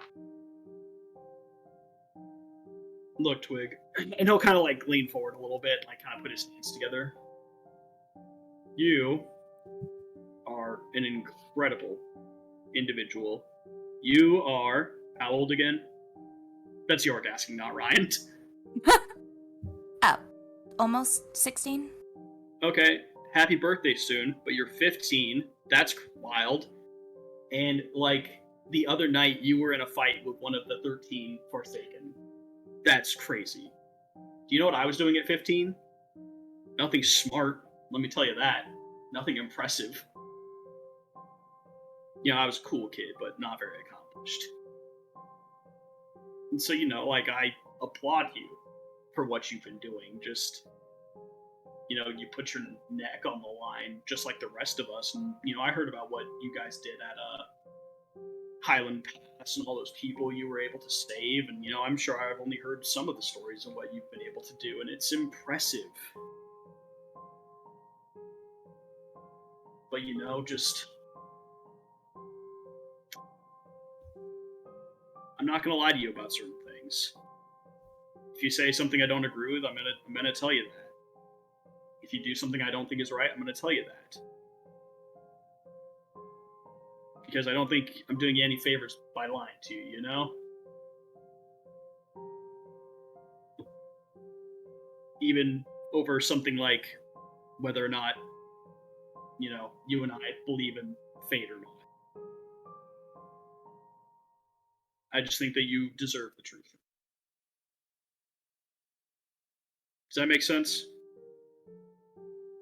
It does. And well, I want you to do that. I don't want you to lie to me. I don't think anyone does, you know? You'd be surprised. Not me, but some people. Right. Anyways, Twig, just... You know, you're not a bad person. Like, you're not. You know, even despite what you said, it didn't make me lose any level of respect for you. But, you know, there's some stuff that you want coming up. And you're gonna have to do some things that are really gonna make you uncomfortable. I mean, when people were talking about the tournament and you just presenting yourself as Lady Forrester and being in a room with, what they say, 5 other noble houses, I mean, you looked like you were about to pass out. No offense. Well, I mean, especially if it's gonna be the first thing back for the Foresters. That's meant to mean something, right? To make it a good thing.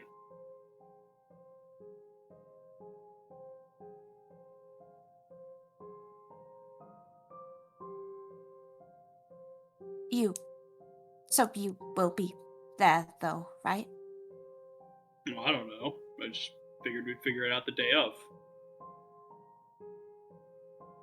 Well, I would appreciate if, you know, not everyone could come, at least to have you there.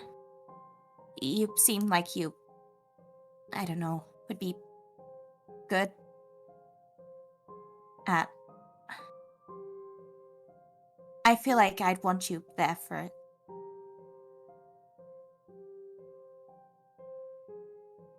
He kind of like looks to the side for a moment, looks back.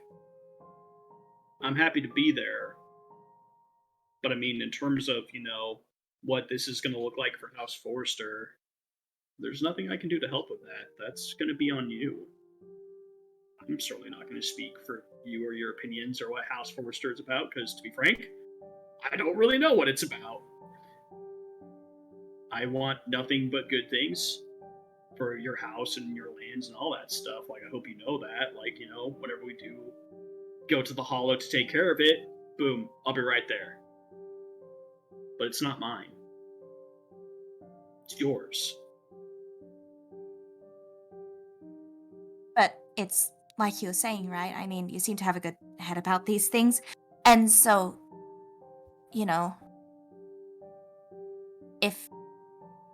if you're true in what you're saying, that you want to be able to, I guess, challenge things there, then I would like you there if you, have a good head. It's decent. Kind of like knocks on it like it's wood. Just kind of smells a twig, hoping it alleviates some of the tension. You should give a little laugh. Not, I guess, to tell me that I'm doing things wrong. Although, I guess if I do, that would be a nice thing to know. But, I don't know. Twig, can I ask a personal question? Sure. I mean, you talked about with the squirrel formerly known as Carl. You talked about how names are important, and and I get that, but like, I'm from House Nassim, but like you're from like a royal house, so it's not quite the same. But I get it. I get it. But there's always something I've wondered about you. Nalfian wears the Forrester insignia on his cloak, wears the colors very proudly. How come you don't? You cover yourself in, runes from Markle. That not, that not just from, it's Dwarvish, it's not that. Sorry, Dowie, you're right. That was Ryan misspeaking. You're right. Okay, fuck, okay. No, that was my fault. Sorry, you're right. I just, Dowie runes. York would know that. I don't exactly have anything of the Foresters. I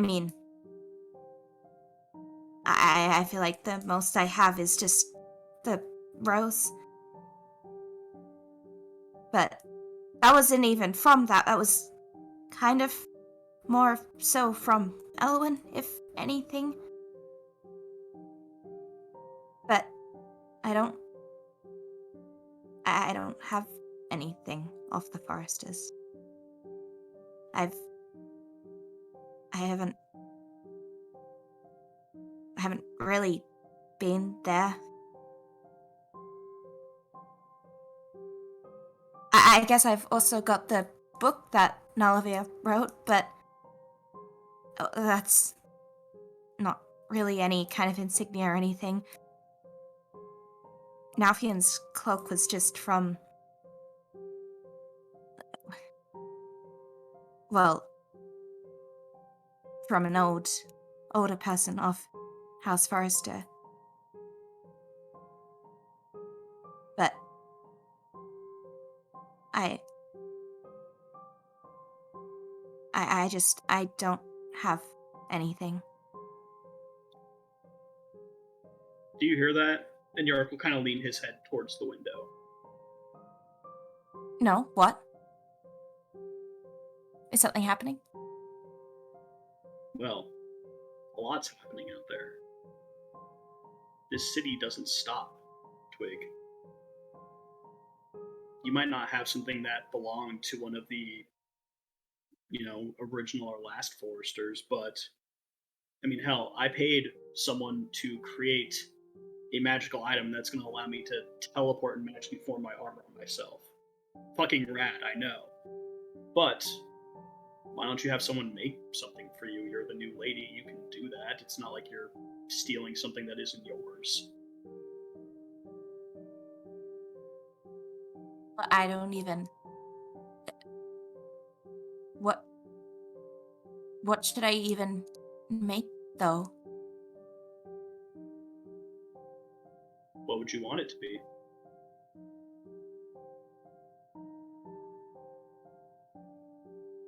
I don't... And this is just...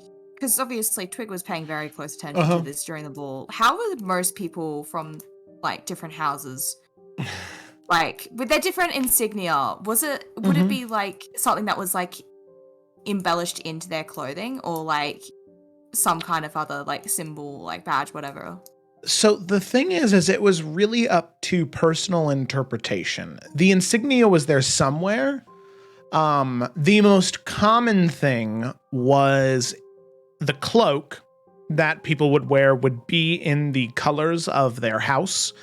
And then the clasp that would hold the cloak on would be the symbol itself. That was kind of the most common thing. But other people would just have shawls or jewelry, rings, things like that would signify their leadership or their house in that way. But it really, there's a lot you could do with it.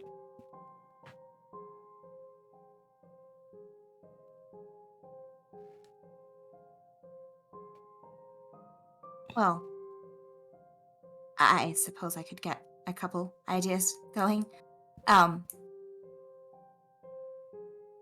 It's probably a good idea, though, right? To have something. Yeah, I mean, especially if you're going to be presenting Nalfian as, like, your, official knight of House Forrester, you probably should, yeah. Yeah, right.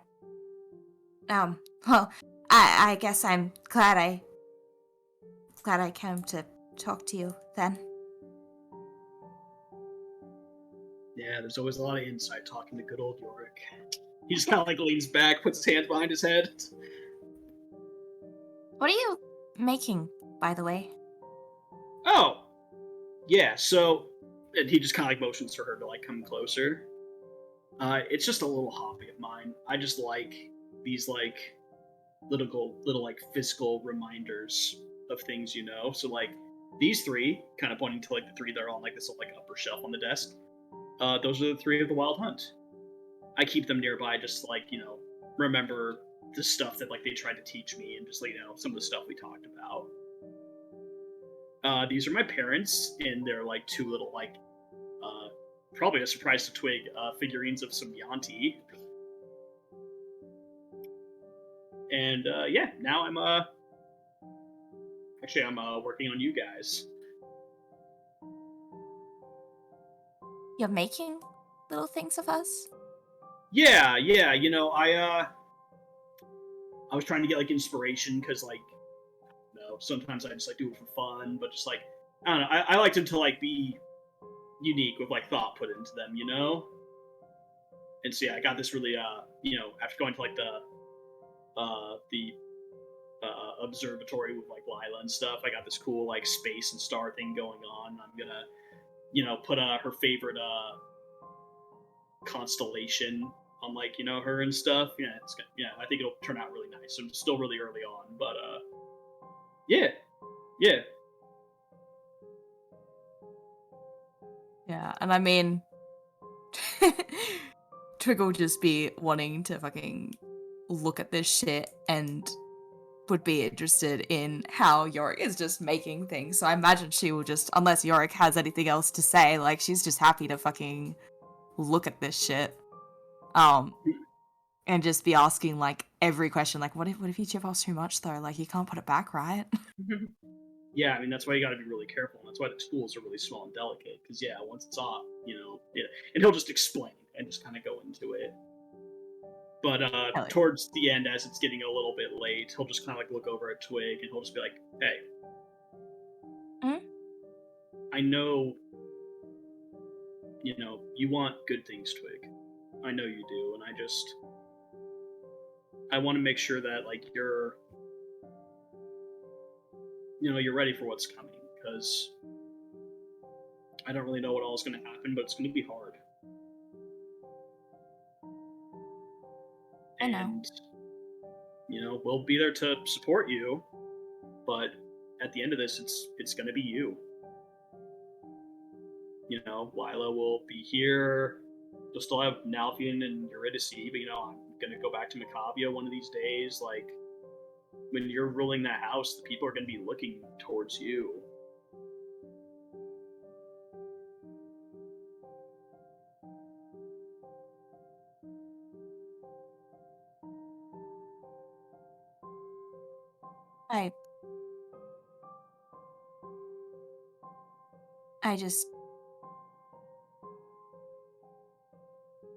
I want to be good for it. I believe And you. I don't know how to be yet, but I won't stop trying until I am.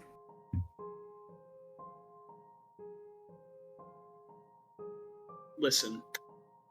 So obviously, not that you ever offered, but I can't be a knight for House Forrester because, I'm High Hunter of House Messine, conflict of interest and all that stuff. But what I will do, and he holds out a pinky, I promise to do my very best to help you. Sound fair? Sounds fair. Even if you don't like Sure. it sometimes. Hesitate for that, but then immediately go in strong. Yeah, very emphatic. You swear, I guess. Ooh, there is, and like while their pinkies are locked, there is one thing I need in exchange, though. Okay. And then he reaches over to the desk, and he grabs the deck of cards he got.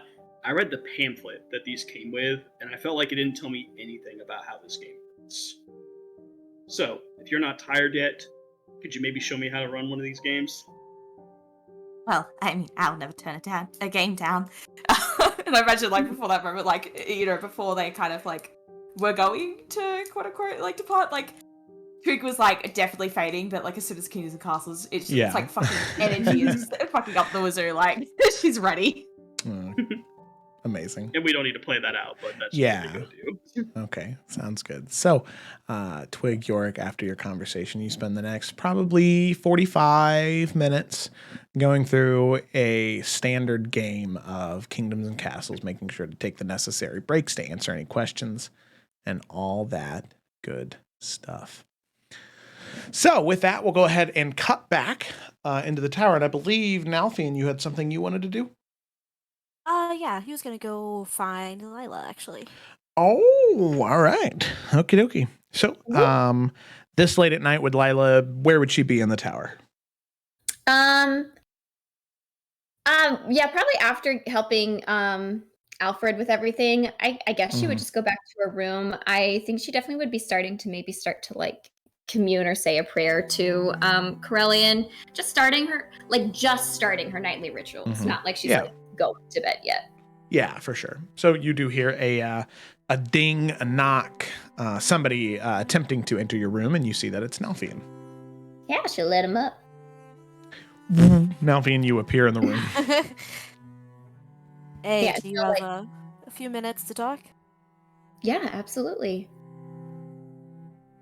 I imagine she was like at her balcony because I don't know if we've said it, but she's got a balcony because she was like looking Of up course. at the stars.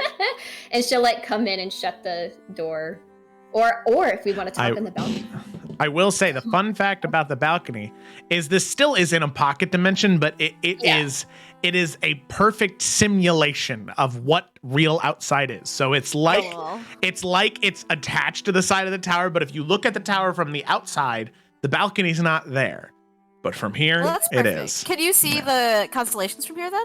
Yeah, of course. Perfect. Yeah. Yeah. It then is Delph will be a outside. perfect whatever's happening outside. It's a perfect copy of that in here. Amazing. High tech. Yeah, he will join Lila outside, kind of like looking up at the constellations, and he'll just say, "All right, serious question for you. Mm-hmm. Do you think Scylla ever really forgave and jealous?" I don't know. I Would mean, you? oh.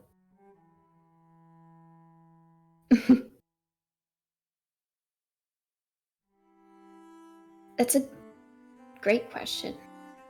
There's actually different versions of the story where Scylla begrudgingly lived on, and it's more of a sad one where she roamed the sea, but nothing came much of her. And then there are stories that she thrived, and that's the origin of mermaids and why we have these beautiful creatures today. And though they live a life completely separated from us, they find happiness still in their societies and made their own way. I definitely like to imagine that Scylla did that she was able to set up a whole society and make a whole new life after she lost everything. Right. Yeah, I like that one. Now, for me, I don't know. And she'll like look down. I've never really been in love before. I've had. Not at all. I don't think so. Actually, not too long before I met you guys, I was engaged for like a week. I take it that wasn't love to you, huh? No, we were a good pair. Perfect. By the book. She was great. Nothing wrong with her. But I don't know. Well, you see, that's the thing when you're in love with someone, you would know. Right? It's just when I first met Liliana, I forgot what words were. I forgot how to breathe. And there's this feeling, I don't even think I can describe it. It's the reason why you wake up every day. It's the reason why you push forward. You smile when it's pissing down on you. And you laugh when all you want to do is cry, all that.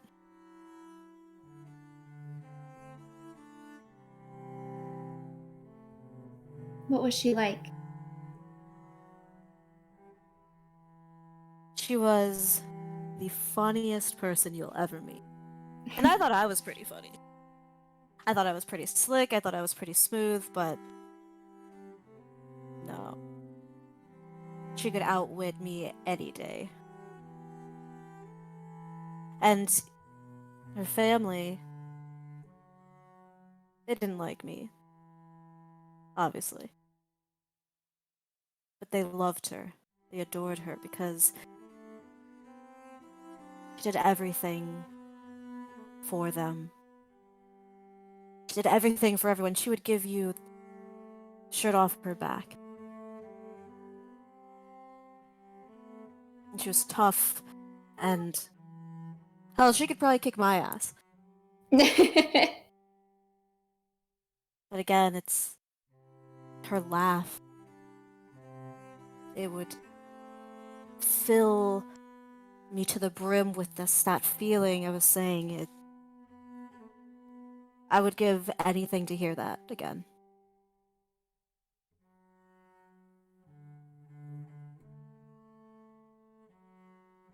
I liked the story you told. I see why Angelus made the choices he made. They were hard, but I like... As much as I like the version you just told me, I do think I like the first one better. I like to think they met up again.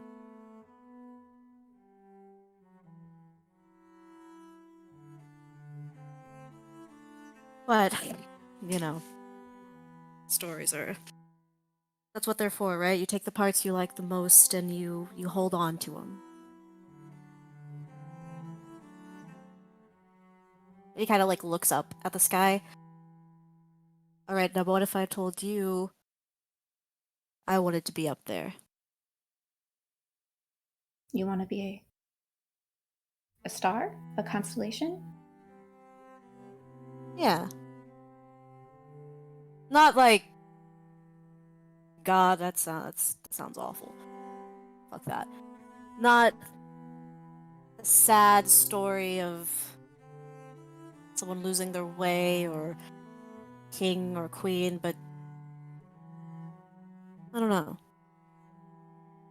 I'd like to think that if someone looked up there and saw something about Nalvian. I don't know. Someone like me? Up there? It's kind of funny, isn't it? It's not that funny. Now, Fiona, I didn't know the person that you've been trying to run away from. And I honestly don't think that person was ever real, was ever really you. I think...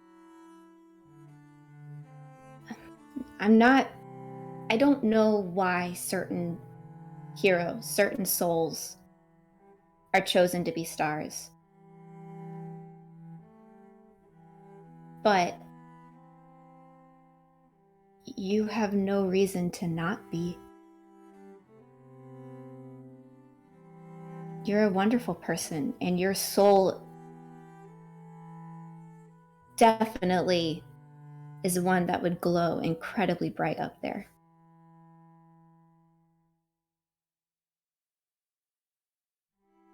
And who knows, maybe one day you will see her again. With you. Up there. I don't know what the gods have in store, but I like to think we get rewarded for all the pain we're put through down here.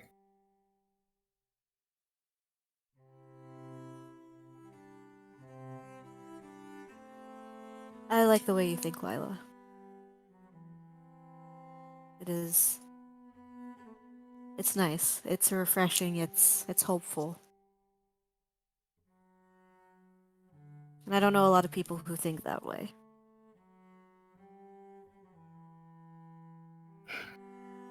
I'll admit, it's not easy. Definitely was a lot easier.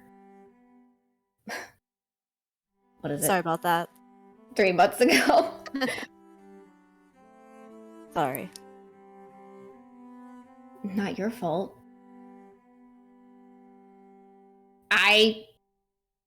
My teacher is one of the most evil people in existence.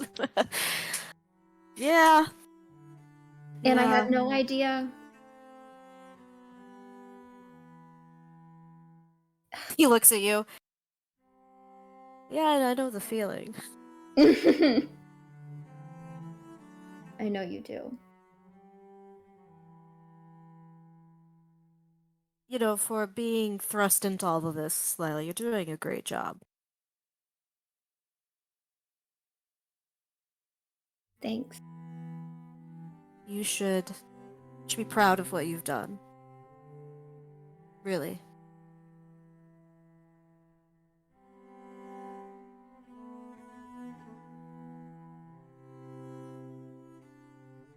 Yeah. That wasn't a very confident yeah. See, it's the same thing I'm trying to get across to Twig. Sure, sometimes I will admit, don't repeat this, I'll admit I struggle with this, but being confident in what you know you're good at. It's not. There's a matter of pride and knowing that you are good at something and you can accomplish something successfully. Confidence is knowing you can do it successfully. You're not bragging about it, you're not rubbing it in others' faces, it's being assertive in your skill. And Lila, from what I've seen, I mean, you are incredibly intelligent. Look at all you've taught us today. That is important information. That information weighs heavy on people. It weighed heavy on me. You're intelligent. You have a way of speaking with people. Your magic is something I've never seen before. You should be confident in what you can do. I'm gonna admit to you, I don't think it's the confidence that I lack. What is it? I don't know. I don't know what I'm. Similarly to how I was engaged a few weeks before I even met you guys, and I was going on a dissertation, and now I'm saving the world, and then what's next? I don't know. And everything my father and my family wants me to become, I don't know if I want that. I don't know who I am. I don't know what I am. I am the perfect daughter. I don't make mistakes. I make my family proud.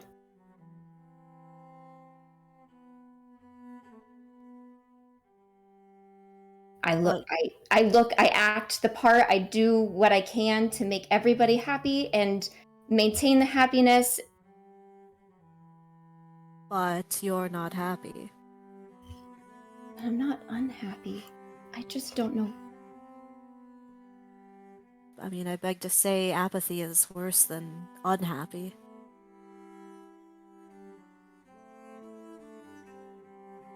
You don't have to have all the answers right now, Lila.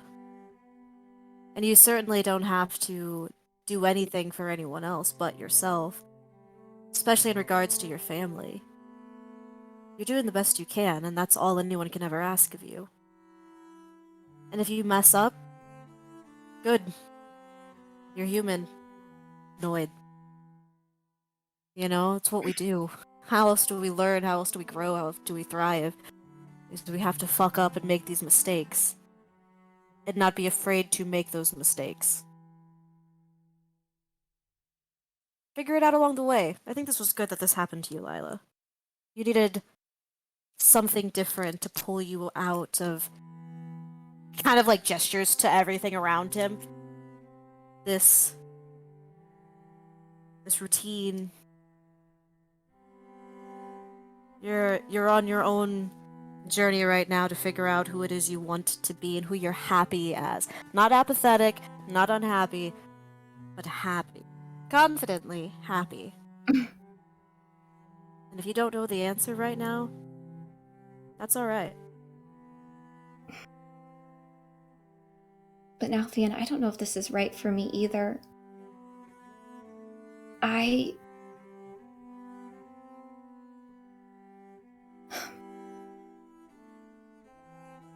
don't know how I feel about going into the astral sea to kill Cassius. And how on earth could I be confused about that feeling?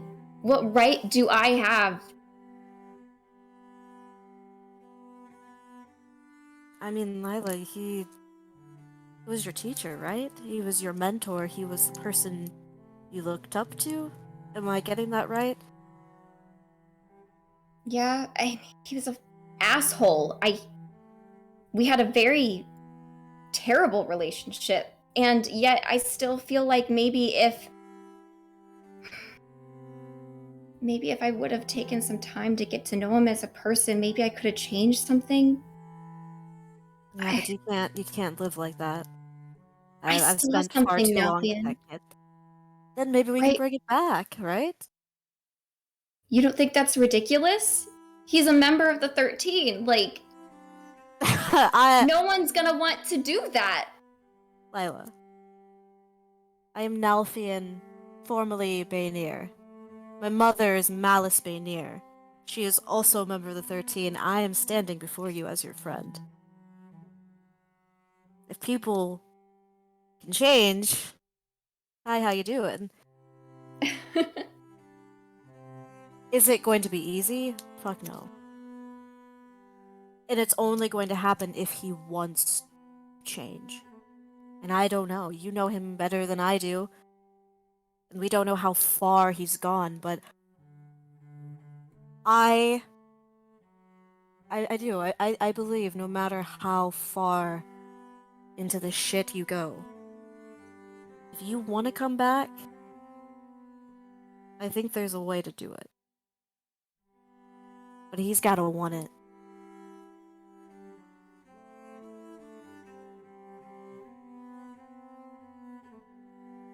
It's really a relief that you don't think that's absolutely ridiculous, because I've been sitting with this for a while and I thought everyone was going to be upset. Say I'm ridiculous. They're a member of the 13. Like, that's complicating things. Instead of just doing, again, what's right. The clear, correct answer. I don't think there is one here, Lila.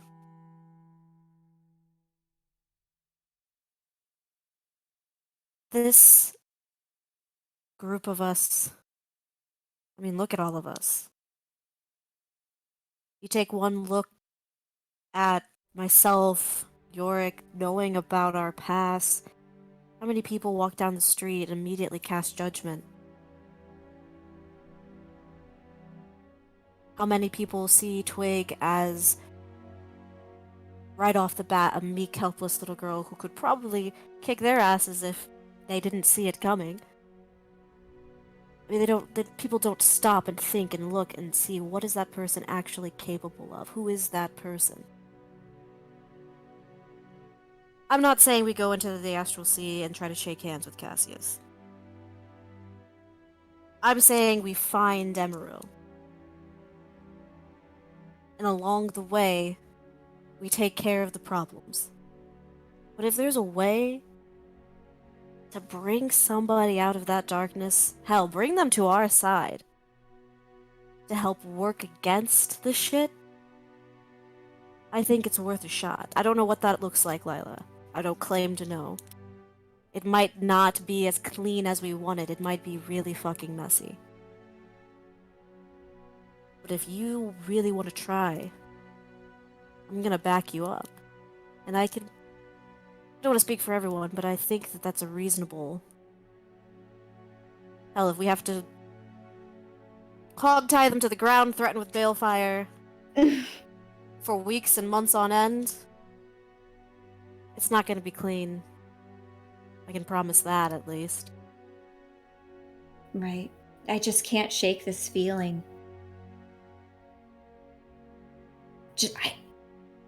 And maybe I never got to know his humanity or the light. But I don't know. I felt like right at the end,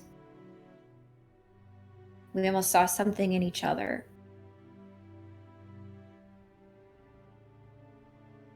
No one's born evil, Lila. But again, he's gotta want to come back from it.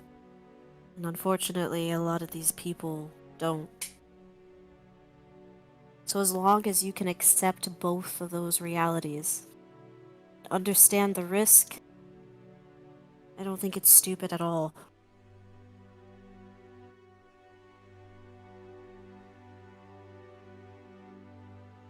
I'm sorry. I think you came up here needing to talk, and now you're cheering me up. What friends are for.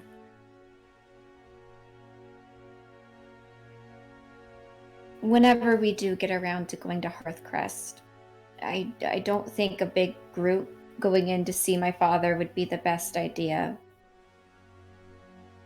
But I'm not gonna lie, I think I could use a little support. Depending how things go, I don't know. I don't know. But if you wouldn't mind being there, at least you get firsthand experience of what not to do as a father. You know what? I will take you up on that offer. And I promise you have my word, I will be as respectful as possible.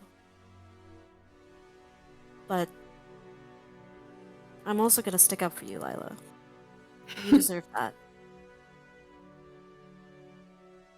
Thank you. And now with more context to your very first question, I think if Angelus had to live on, but Scylla got to see Angelus live on and make something of his life, there's no possible way Scylla would have been at all upset with him. The story was reversed, though. But that's not the story you have.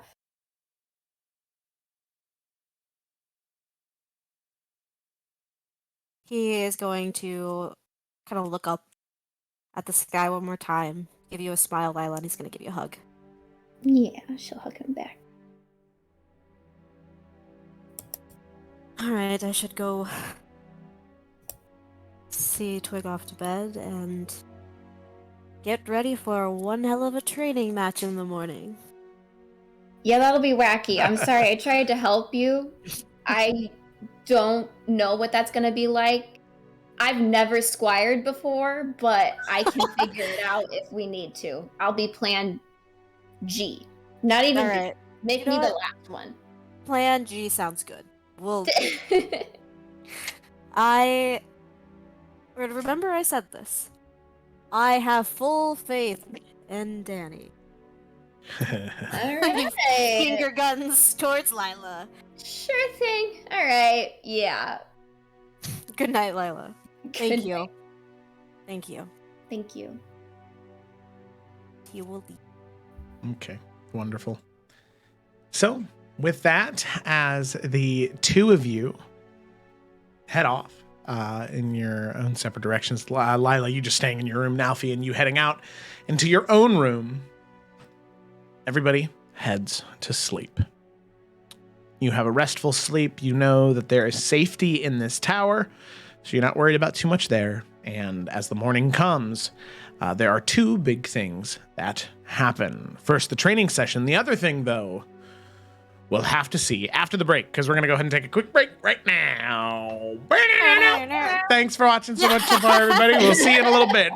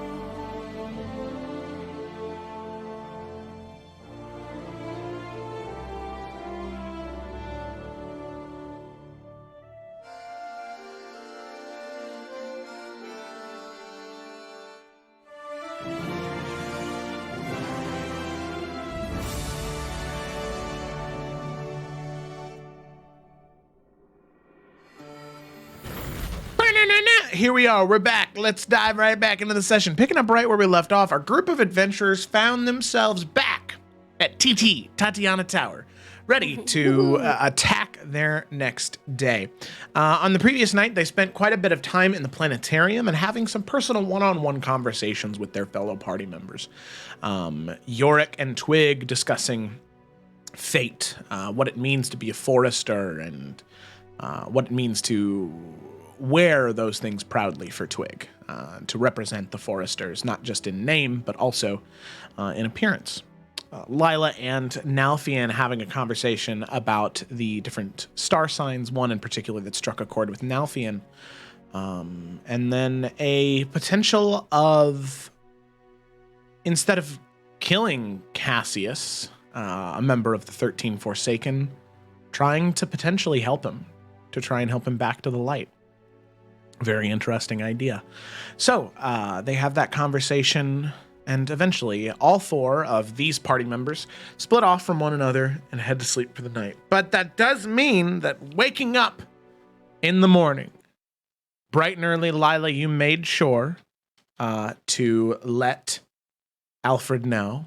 And in the morning, as all of you awake, you can all hear that Alfred is hard at work outside, having hired a few carpenters, and they are building a mini jousting arena in the front yard of the tower, to give you a good opportunity to practice. He's rented some equipment for you, Nalfian, and for Danny and Trouble to use in the training.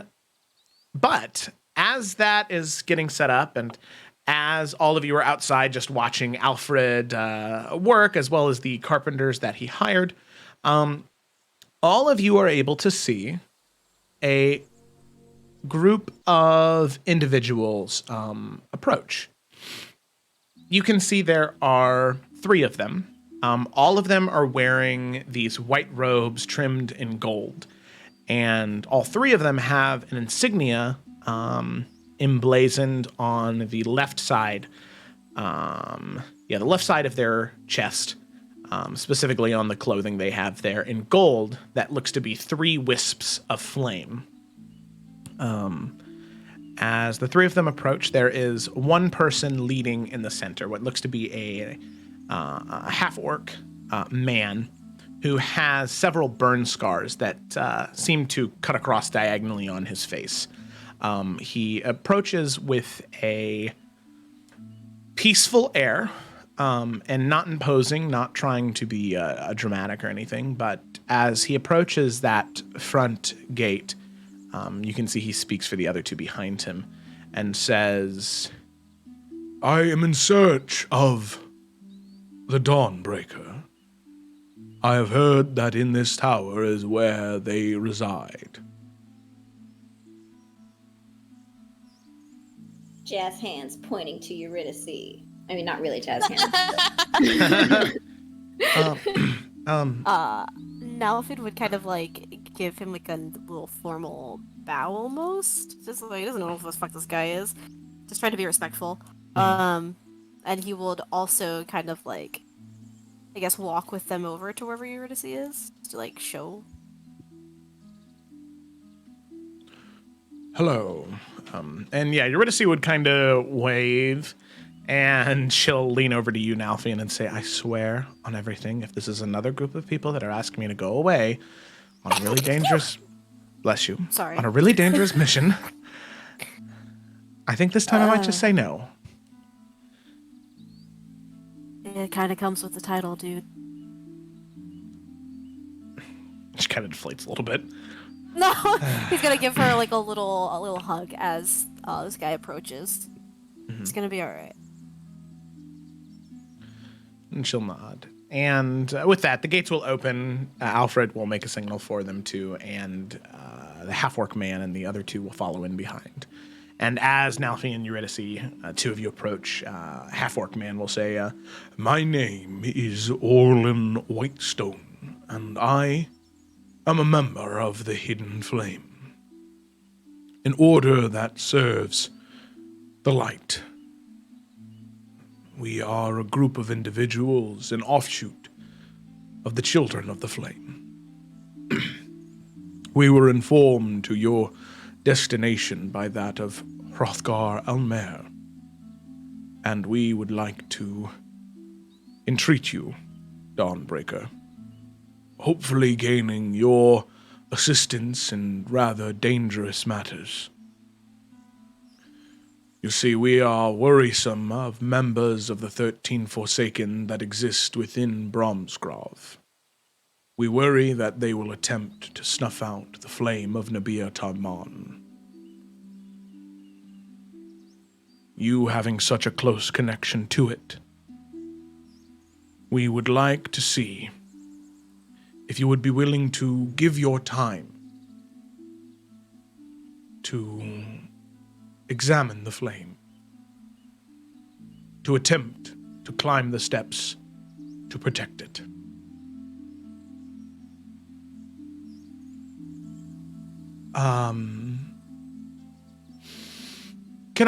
Can I step away and come back? Can I talk to everyone else about this first and then come back with an answer?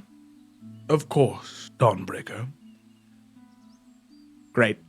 Thank you very much. And she'll kind of pull Malfian away back towards the rest of the group. Yeah, What are they when... here for? Sorry. Sorry, I did not. No, you can, girl. You can. Sorry, what'd you say again, Felicity? She was asking the two as they come over. So what are they here for? Apparently they're Forsaken in Bromsgrove, and they want me to go check out a big tower, Nabir Tarman, with a big flame in it, and they want me to try and look into the flame and try and protect it. Go up to the tower, top of the tower, and protect the flame from people like that with them. It seems to be the... That's a big deal. Yeah. I shouldn't have said anything. I feel like I jinxed it. Yeah, maybe. But I won't hold it against you, I suppose. Can I give Courtesy's hand a squeeze? Do you need... I keep talking over you, girl. I'm so sorry. We You go. We're We're just on the same wavelength today. You go. We started at Cerruti's, now we're here.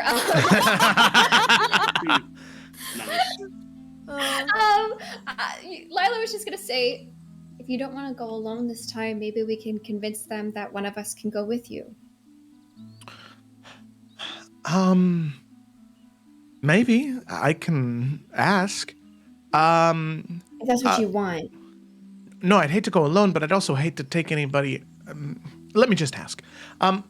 Orlin, you can come over here for just. Actually, I'll come over there to you. I'll be right back. I don't want to have too much overlap. And she walks over a bit, and you can overhear as she asks, can I bring someone with me? I have really, really strong friends that I'm sure could be able to. And he sort of raises his hand slowly and says, I'm sorry, Dawnbreaker, but sadly, we fear that the tower will only allow you to walk the steps because of your status and connection to it. You see, the tower is very picky as to who it allows to see the light. In fact, there are only 7 who have ever climbed the steps to see it, one of which being the Dawnbreaker. Okay, so that's a no then, right? Yes. Got it. Thank you. And she'll walk back. Okay, so that's a no, sadly. I'd hate for you to come just to sit at the bottom of a tower and wait for something to happen.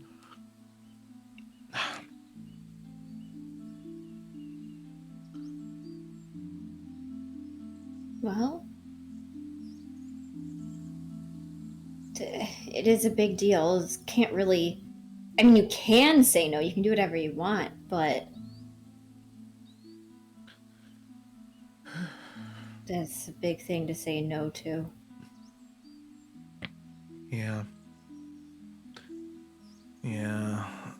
It's my title. It's the thing that I'm supposed to do, so I guess I kind of have to.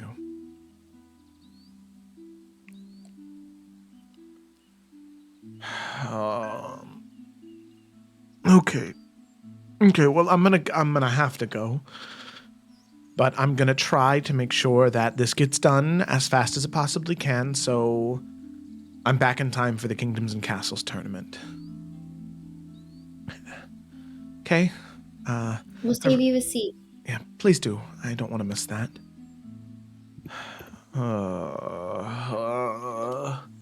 Okay. All right. Puts on a smile. We're great. We're fine. We're good.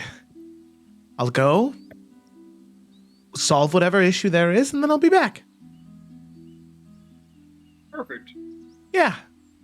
Perfect. I'm sure the flame just wants an audience. Bet that's Yeah. it.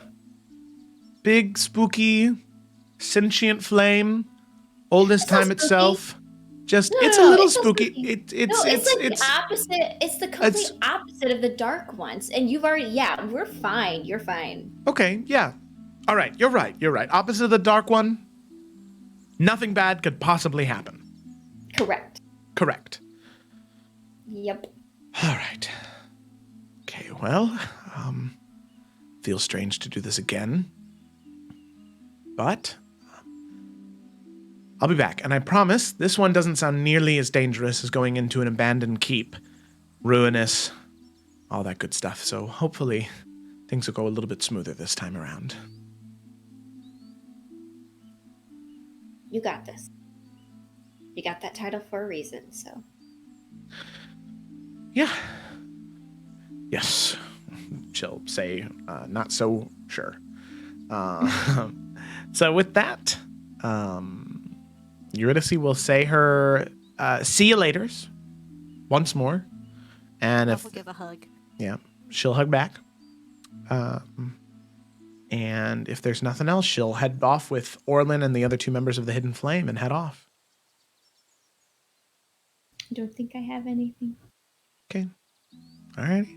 And as far as all of you are aware, as far as Eurydice can tell, these guys are the real deal. They have all the pomp and circumstance. They wear the regalia, and they mentioned Hrothgar by name, and they knew where you were. So with that, she heads off. And sadly, there's no more Eurydice in the current moment. But you're all very, very confident that she will return. So, with that, all of you then now turn your attention to the finally finished in its construction small jousting tourney arena. As all of you turn to face, you can see Alfred is very proud of his construction skills.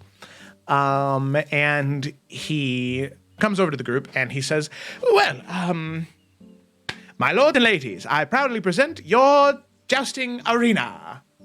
And it's like two posts with like a center support post that's maybe 2.5 feet off the ground. And you can see there are a couple of like straw dummies that are set up with like metal shields and helmets, as well as you can see that Alfred has hired like 2 stand-in like mercenaries to like spar with Nalfion, for when Nalfion, inevitably, quote unquote, gets knocked off his horse. Amazing. Thank nice. you, Alfred. Of course, and well, I have something that I think may be helpful for the time being. I don't know how often you'll want it because of, well, thank you, Lila, for filling me in on the details that you were aware of the raccoon situation. But I have something that I think may be handy. Lila, you may remember your cat from when you were little, Miss Muffins, and yes. Well, you see, your mother had a great idea to perhaps give you the ability to communicate with Miss Muffins. So your father created a necklace for Miss Muffins to wear, but sadly, when we put the necklace on Miss Muffins, we realized Miss Muffins should not have the ability to speak. I don't remember this. That's probably for the best. Miss Muffins said some very, very hurtful things to you when you were little. I But, thought she loved me. Oh, this is terribly awkward. I'm so sorry. Well, I was gonna go sit down. Miss Muffins. You can see this is the first time where Alfred's kind of begun to crack a little bit. Oh no. Anyway, I found that necklace, and well, and he's gonna kind of go down to Danny and just sling it around his neck and click it, and Danny's gonna say, he's gonna go, hey, oh God, stop touching me, stop touching. What? Oh my goodness gracious! And he's gonna like shake the necklace a bit, and all of you can understand him now. And Nalfian, that is not the voice you anticipated from a raccoon no, for it's the not. past. Forever, all you've heard is. And he looks at you and he goes, "Hey, Nalfian, what's up? A pleasure, Danny. Truly. This is great. I can talk now. That's great. That's wonderful. Oh yeah." Oh yeah. And you can see him, he goes to like stand up on his like two hind legs and he's like, oh yeah, look at this. I'm almost a big human guy now. Look at that. Isn't that funny? And it kind of falls onto his back. Okay, never mind. Not that human yet. And Alfred says, and as finally, the last thing that Lila had brought up, one polymorph spell. So we can test this out, see how it works. Now, it's been a moment since I've cast polymorph, so hopefully haven't gotten too rusty. Ready? And Danny says, wait a minute, you're the one casting the spells on me? Glad you're ready. And he'll take out the wand and flick of the wrist, and you can see that he kind of messes up on the flick a little bit. And, and Danny gets hit with the spell, but only half hit with the spell. So Danny grows Oh dear. maybe... Fairy. Maybe, maybe about 2.5, 3 feet. He's halfling sized, but pretty much what a tabaxi is to a cat. Danny is now that, but raccoon. So he's halfling sized. He's like 3.5 feet tall. Oh my God. But he's a raccoon. This is amazing. He still has the weird raccoon hands, though. And he's like standing on his two legs. He's like, this is weird. However, his weight didn't change at all. So he slimmed out quite a bit. Yeah. So he's like, well, the weight that he had is just now better dispersed over his body. So he looks kind of athletic as much as a raccoon person can. Hey, hold on though, because how much would a raccoon weigh? Like, is he like basically a toddler? Gemma, I'm gonna ask you to just forget about it, okay? It's magic. This raccoon is talking. You didn't have a problem up until this point. So just, you see this? Like, okay, I'm holding, do this. sorry, I have a Dr. Pepper right now, and I'm gonna ask you the same thing I'm doing with this Dr. Pepper. Just drop it. Just set it down, okay? And we'll walk away. All right, so Danny's better now, and he can actually help. Let's do this. Nice. So, with that, you can see Danny standing up and he's like, all right. Look at me now, Nalfian, huh? Everything you thought I could be. And he's going to like pose. He's going to flex. Oh, yeah. Nalfian's gonna walk over and just kind of squat down to the eye level with him. Okay, well, that's unnecessary. You didn't need to squat. Yeah, well. So listen. We're gonna win this, right? Oh, yeah, of course. I'm not a loser. Right. Neither am I. Yeah. But this isn't just about winning for us, right? You understand this? He's gonna lean in. What else is it about? It's about winning for House Forrester. Oh, yeah. Okay, got it. Got it. Look at me. Yeah. We're winning this for House Forrester and for Twig. You understand that, right? I got it. Locked in. Winning this for House Falafel. You got it. Forrester. Franciscan. Got it. And Danny, Yeah. I'm a very competitive man. Alright? And if I'm gonna be a knight, Yeah, but I'm more competitive Listen. than you are. listen, Danny. If you wanna be, how about we do this? If you wanna be a knight, you wanna be a knight, Danny? Yeah, I could be a knight. You could be a knight. All right. I could knight the pants off being a knight. Yeah. All right. Rule number 1 of being a knight is discipline. Okay. Learning when to talk and when not to. Okay. This is a time where you don't. And you see him open his mouth, and he shuts it, and he kind of looks at you with a look like, you almost got me there. You almost got me there. All right. See, you're learning already. Step 2, being a knight. This is serious. We can have fun. We're gonna enjoy ourselves. But at the end of the day, this is serious, and it's serious business because we could die, and I don't want to die. Just nod your head. He nods. All right. So, everything we do from this point forward, I need you to be focused. I need you to be listening. I need you to have eyes in the back of your head. I need you to be constantly aware of your surroundings at all times. When things start, they're going to be fast, and I'm going to need you consistently. You're in charge of making sure my weapons are where they need to be, when they need to be. When I am on Marshall, I'm going to have a lance, and as soon as I am dismounted from Marshall, I'm going to need Whisper. Can you handle that? And he's going to hand him Whisper. Okay. This is Whisper. All right. Whisper, nice to meet you. All right. I also am going to need Wind. This is Wind. Hands Okay. him the dagger. Wind, also nice to meet you. The moment I hit the ground, these blades need to be in my hand. Okay. You got it. I will be there immediately. After that, you get Marshall out of the way and back question. to safety. You clean him up. Yes. Question. Do I run after you while you're on the horse? No. No. You Okay. wait by the sidelines until one of us dismount. As soon as you see me dismount or be knocked off, I won't be knocked off. But dismount, you race forward, hand me the weapons. Okay.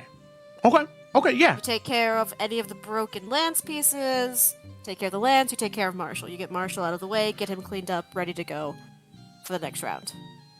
Okay, you got it. Yeah, I can do that. And then what does Trouble do? So right now I'm carrying a lot of the weight. Is he just like the poopa scoopa? Is that all he does? Who's faster, you or Trouble? Tobias, come on, you should be over here. My name's Tiberius, but yes. Oh shit. It's okay. Just call me Trouble. I feel like it'll be a lot easier. All right. All right. Are you faster or is Danny faster? Oh, I'm definitely faster. Have you seen his legs? No offense, Danny. All right, Danny, sorry, give the weapons to Trouble. Danny, and he hands him Cooper Scooper. Here are your weapons. Oh, come on. He hands You gotta the work weapon. your way up, my friend. Yeah, all right. I feel like I'm only getting this because I'm at a height disadvantage, and I don't think that's very fair. Yeah, well. But a knight be a knight, serves. right? I want a knight That's serves, right. and I will scoop the shit out of some poop. That's right. And then Yeah! don't complain about it either. All right. Okay, I'm Now gonna he'll complain. Give the same spiel to Gonna Trouble complain a little about bit. being there when he needs him to. And Trouble's like in a role right now. He's like, yes, of course, I will do this for you. All right, boys. Let's do this. All right. Okay. So Lila's you eating popcorn and getting ready to cheer. you can see Alfred is putting the final stitch work on not armor for Marshall, but like a one of those little drapey things they put on horses. You know what I'm talking about? A blanket. A blanket, yeah. It's not. It's like a tapestry. I don't know. Okay. He needs to be cozy. Yeah, it's cold out here. No, he will just with some the heraldry of House Forrester. It's not all the way done yet, but it's done enough that it can be worn and not be torn up. So he puts it on the horse. Nalthian, you mount up, full armor, full weapons. And you can see that Trouble comes over to you. He hands you the shield that you'll need to use for deflecting the blows. And then he will also hand you the lance. And you can see that as he grabs it and lifts it up to you, you're very glad that it's not Danny's job, even with his new height and form to do that. You're not sure if he could handle the weight of the lance. So he hands it up to you, and it is heavy, even for you, Nalfian, where you are, you definitely aren't like weak, but the lance is pretty heavy. But the thing is, you've done enough reading, you've done enough studying. You know the big key with a lance is getting it in that pocket. and sort of using the weight of Marshall and using your own weight and your own momentum to keep it locked into place for it to be able to hit. All right. Yep. So with that, Nalfian, the training begins. So what I would like you to do is the first test for Nalfian is just to see if you can get pretty much like 2 metal hoops that are hanging from wooden posts, if you can hook the lance into those metal hoops. So as you sort of kick your heels into Marshall, and Marshall sort of rears up and then takes off down the track, what I'd like you to do is I'd like you to go ahead and make just roll a d20. Hey, Beatles. I'm gonna use my Versa dice for that is a solid 16. Okay, so with 16, that is good enough. As you are able to hook the first metal hoop onto the lance as it slides down to the bottom, and you can see that Danny goes, "Yeah, take that, you loop, yeah." Danny, another Yeah. rule: we don't showboat. Okay, no showboating. You got it. He's gonna lean over to. Serious. He's gonna lean over. Remember. He's gonna lean over to Trouble. What's showboating? It's like making a big deal out of something. It's celebrating too much. But so if he knocks a guy off a horse, I'm not supposed to be happy about it? You can be happy, but you just don't. And you see the two of them bicker back and forth as Nalfian, you pull the reins back a little bit, swoop around just a hair, and you get ready for the second loop. So as you kick into Marshall again, take off, you attempt to grab the second one. On this one, you can add your proficiency bonus as you get more used to it. Oh, cool. As fighters are proficient in martial weapons and lances are martial weapons, so... Okay, well, I rolled a 19. 19, What's okay. my proficiency bonus? I think 4. Oh, right in front of my 4. Okay, yeah. Okay. So 23, even 23. easier, as you now have got it locked in the pocket. You've got that shield up. You sort of lean forward to compensate the height distance that you need to. Easy enough. You loop inside of it, and you're able to get around to the second end. And you can see Danny, he goes to yeah, but he kind of just, he pulls back and he claps. He claps. Yeah! Look at him. Proud of him. It's a good one. That's a good one, Nalfian. Proud of you. Good job. Always improving. Okay, so you've caught in that. Now you've practiced accuracy. Now the big thing that you need to do is focus on hitting past a shield. So you can see Alfred pulls out, he drags away those 2 longer sort of hanging devices. He takes the metal loops off your lance. And he sets up 2 straw dummies. One on each side. Now, he explains that. So, the thing is, to hit someone on horseback isn't enough. You need to hit them in just the right spot to knock them off. So, typically, it's pretty easy to hit somebody moving on horseback, hit their shield, but you want to hit just a little bit past that. That's what gives you a really good chance to knock someone off of their horse. So, go ahead and try. And you can see that the dummies, they have what look to be like metal fasteners that are attaching them to these posts, and that'll have you attempt to try and knock them off. So with that, the first dummy is set up, and you're free to take off. So you take off, you bring the lance down, and you attempt to hit the first one. Now, this is just a basic strength-based attack roll. So it'd be proficiency plus your strength modifier plus a d20. Okay, sorry, give me 1 second. Not a problem. I guess I could also just add a lance to your inventory when you do this. Okay, I'm sorry, what am I rolling? This is a strength-based attack. Oh, So- gross. Okay, a d20? Yep, d20 plus proficiency plus strength. Thank God, okay. Okay, that's an 18, 19, 20, 22. Wait, why is my initiative? Oh, that's my initiative. I was like, why is my proficiency 5 all of a sudden instead of 4? 18, 20, 21, 22. And then plus my strength, which is plus 1. Okay, 24. so 24. Very, very, very nice. So Strength you... is not great, but it's alright. Ooh. So Make up with, for it everywhere else.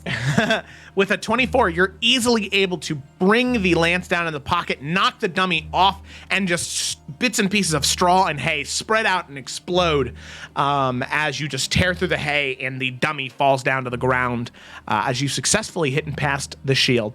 You can see Danny, once again, he claps hard, though. He's like, yes, that is my man. Oh, he's so good.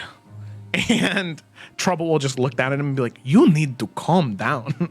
You've got a lot of energy, and I don't know where it's coming from, all right? So just breathe. Danny's like, I'm pumped, man. I'm pumped. Never had a chance to talk before. I can walk on 2 legs. This is a new leaf for me. I'm a changed man. Trouble's just gonna, okay. And with that, that dummy will be pulled out of the way, and the second dummy will be set up. As you can see, you just have to do the same thing again. So as you head off, you attempt to go hit him. Go ahead and roll another attack. I added the lance to your character sheet, so you can use that. Oh, now can if I you'd just like. roll that? Yeah. You'll have to. Oh, wait a second. Did I equip it? Oh. Yeah. So I you'll. rolled a 12 to hit, plus 4, 13, 15, 16. Plus my strength still? Plus your strength. 17. Okay, 17. As you hit it, you can see the. You do hit it, but you hit it right in the center of the shield, and you can see that doesn't do quite enough to knock the dummy off. As the lance bursts on the shield, the wood splinters fall, and you can see that the dummy doesn't fall, and it'll just be a second round of trying to get it again.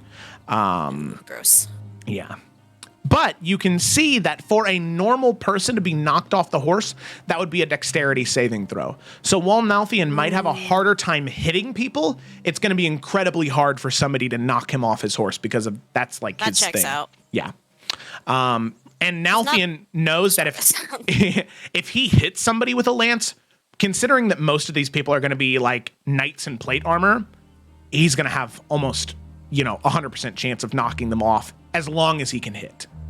Can I glean just from this kind of practicing, where is the ideal pocket to hit then? Let's say I'm not trying to do damage. Maybe Nalfian's goal here is just simply to get them off the horse rather than sustaining any damage. Because he is gonna have a better, opportunity to I don't know how this is scored. I don't know, but he's gonna have a better opportunity to quote unquote win if they're at hand-to-hand combat. So just kind of going through this motion, is that something you could figure out? Yes. So, that's interesting. So I think that, unless that is I don't know. I'm not a jouster, okay? I don't know if that's the key. The whole point is having to hit them hard enough to knock them off. Yeah, but I don't know if there's another way that it's okay. Well, if he hits, below the shield, just at the bottom of the shield, it's gonna tip someone forward or something. I don't fucking know physics, but... So what would be best in that moment is instead of trying to hit them dead center in the chest, is maybe aiming a little bit up into the left or right, wherever the opposite side is for them, the exposed shoulder. If you hit that shoulder hard enough, it'll pretty much tear them off the horse the opposite way, as opposed to knocking them off the back. So I would say that that's a little bit harder to hit, but if you did hit it, it's almost guaranteed to knock somebody off. Okay. Cool. Thank you. Yeah. So with that, the horse wheels around a second time as you take off. Go ahead and make one more attack at this one. And Alfred will say, Sir Nalfian, if you miss this one, pretend you were knocked off your horse and dive off. Okay. Interesting. Okay, well, I rolled another 12, so it'll be, what did I say last time? 17, 12, 13, 14, 15, 16, 17 again. Okay, 17 again. So you can see that once again, the shield, or the lance, Trouble having given you a new one, the lance you bring down and it bursts up against the shield, as once again the statue, or not the statue, the straw man doesn't fall, and you can see they pull the straw man out of the way, and one of the mercenaries begins to walk into the ring as Nalfian, it's up to you to dive off your horse. Then he will dive off of Marshall. Okay, go ahead and make a dexterity saving throw. These I am good at. Unnatural 20. Yeah, okay, yeah. You dive off, roll, and as soon as you dive off and roll, you can see that Trouble's on the right side of the field. He runs over towards you. He takes the lance and the shield and hands you Whisper and Wind. Hell yeah. Hands those to you. Let's fuck this guy up. Take him. And Nalfian, this guy, No problem. Okay, yeah, the jousting is the thing that Nalfian's never done before. Sparring, melee, easy peasy. The guy has this like long sword that he tries to like bring down on top of Nalfian. You duck out of the way. Rapier, you just kind of smack into his side, making sure not to inflict actual damage, and then you wiggle the dagger into his hand. And just pop his sword out as his sword goes flying and stabs into the ground. As then you use his weight and like slam into the back of his neck as he just goes falling face first into the dirt and just right into the sand in front of you. And he's down. You can see the other mercenary. He just waves his hand like, nope, you got it. You're good. And Nalfian, with that, of your first, although it's a practice, but of your first joust in melee, you arise victorious. Yeah. I mean, I would say, like, I don't want to take up too much time, but, like, I don't think he really had anything else planned until the card tournament, so, like, he'd probably spend most of his time doing this. Okay, yeah, for sure. All right, that's very interesting. Yeah. Of course. Nice. Alrighty. Give them big thumbs up. Heck yeah. You see Danny Trouble walk over to you, and Danny hits you in the thigh, you know, like as if he were coming over to hit you in the shoulder, but he's not that tall. So like he hits you in the thigh, like a side of the thigh, and he's like, hey, come here. Like down in his level. Nalfian squats down. He puts a raccoon hand on your shoulder and he says, I just want you to know, although we got off on the wrong foot when we first met, he like taps your chest with his other hand. I'm proud of you and the work you've done today. You know what, Danny? I'm proud of you too. And I assume at that moment Marshall walks by and just drops one. And he's gonna pat Danny on the shoulder. How about it? And he looks, yeah, that's what knights do. He's gonna walk over. Yes, baby! It sure is. He's gonna start to scoop up the poop in his little carrying device. Oh. And with that, you can see Alfred and the carpenters and the mercenaries, they begin to take... Oh, no, they won't take it apart. They'll leave it up since Nalfian, you wanted to practice a bit. I mean, unless anyone else has anything that they want to do or say, but, like, for, like, I guess this part of the morning and the day, he'd probably be out here for a while. Yep, because it is currently Sunday. So you're looking at Monday being... Right. Yes, Monday, the tournament day. Yeah. Monday is the tournament day. Woo. So yeah, Twig's plans would only be to like go out, get those other two people, and also go, I guess, like commission the thing I sent you. But yeah. Yeah, Lila Yeah. wouldn't want Twig walking around to find those people alone because stranger danger in the big city.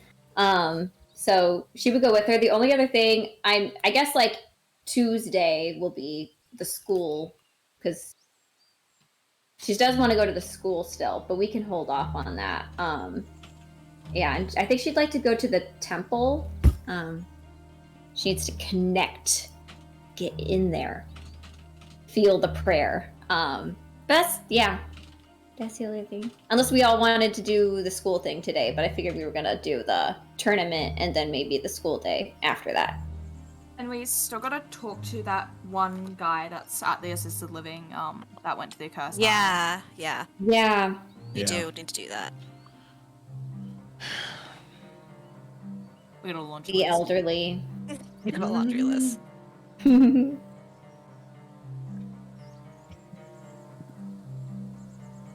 Well, I mean... Skipping to tournament day, or what are we doing? That's up to you guys. Are you going to the... because at this point, I don't think we have enough time for the full Kingdoms and Castles tournament. If I'm just being honest. Okay. Oh. But, well, I guess... Yeah, I don't know. I just didn't know if we got to the school, if it would just keep... Because, like, I got, like, 7 things to do at the school. So I didn't want to open up that can of worms if we wanted, I don't know. I can do things at the temple. I don't know. I want to learn about the coin, but I think that's going to be at the school. Mhm. I'm down. Whatever floats the goats. Like I said, this is all Delphi was gonna do, but like if the party needs to do more, he's obviously like they're more important than jousting. I mean, York's pretty chill with whatever because he knows all the stuff going to get done. Yeah. The question is just the order of events. When does it get done? I guess if we want to break up some of the Hearthcrest school stuff down, then yeah, there's things I can go do at the Hearthcrest school, and then we can do the tournament and then go back. That'd also be fine. Mhm. What are we doing? I can't tell you, but what do you want to do? It's got to be your decision. Okay, well, like, I assume we're going to try to end, like, roughly around the hour mark, so we have, like, 40 minutes left of the session. About, yeah. Okay. So I guess the question is, does anyone have anything just, like, kind of small, like, either amongst the party or just, like, something small they want to do? Because, I mean, like, going to the school, I imagine, is going to be, like, a whole thing, because, like, Lila wants to, like, talk to her dad and stuff, and, like, it makes sense that would be, like, the first thing. That would not be... Yeah, I'm gonna let's do go 6 to of the these other tasks library. and then go talk to dad. I assume. Yeah. So, is there anything small that people have that they want to do? Because Yorick doesn't. Like, he's just kind of waiting for whatever. So, what about you three, though? Yeah, the only other... Okay, so these are 2 small things. I guess going to the temple still, just to, like, peace out to... Not peace out, but, like, hey, say hey to Corellian. And then Saralina's stone, maybe she could, like, look into that. I don't know if we've done that yet. I don't remember. I don't have it checked off on my list. So the stone that we pulled out of her hand... Yeah. Yeah, she could maybe take some time to, like, look at that. So those are our 2 small... Or Lila's 2 small things. Okay. Alrighty. Nalfian doesn't have anything. Okay. Well, sounds like Lila wins then. Because no one else has. Right. Gemma, you good? Yeah, like I was saying, like I want to just get to those 2 other peoples for Kings of Castles, get that little thing commissioned, and I guess like if take the time for it now, like just if there's any more information from that little Forrester book, take some time squizzing through that. Yeah. So the thing that you wanted to get commissioned, we'll just say that that's 10 gold. And that'll be worked on, and it'll definitely be done in time for the tournament. In fact, it'll probably be done in time for the Kingdoms and Castles tournament tomorrow. So that's taken care of, and you'll just have to go pick that up tomorrow.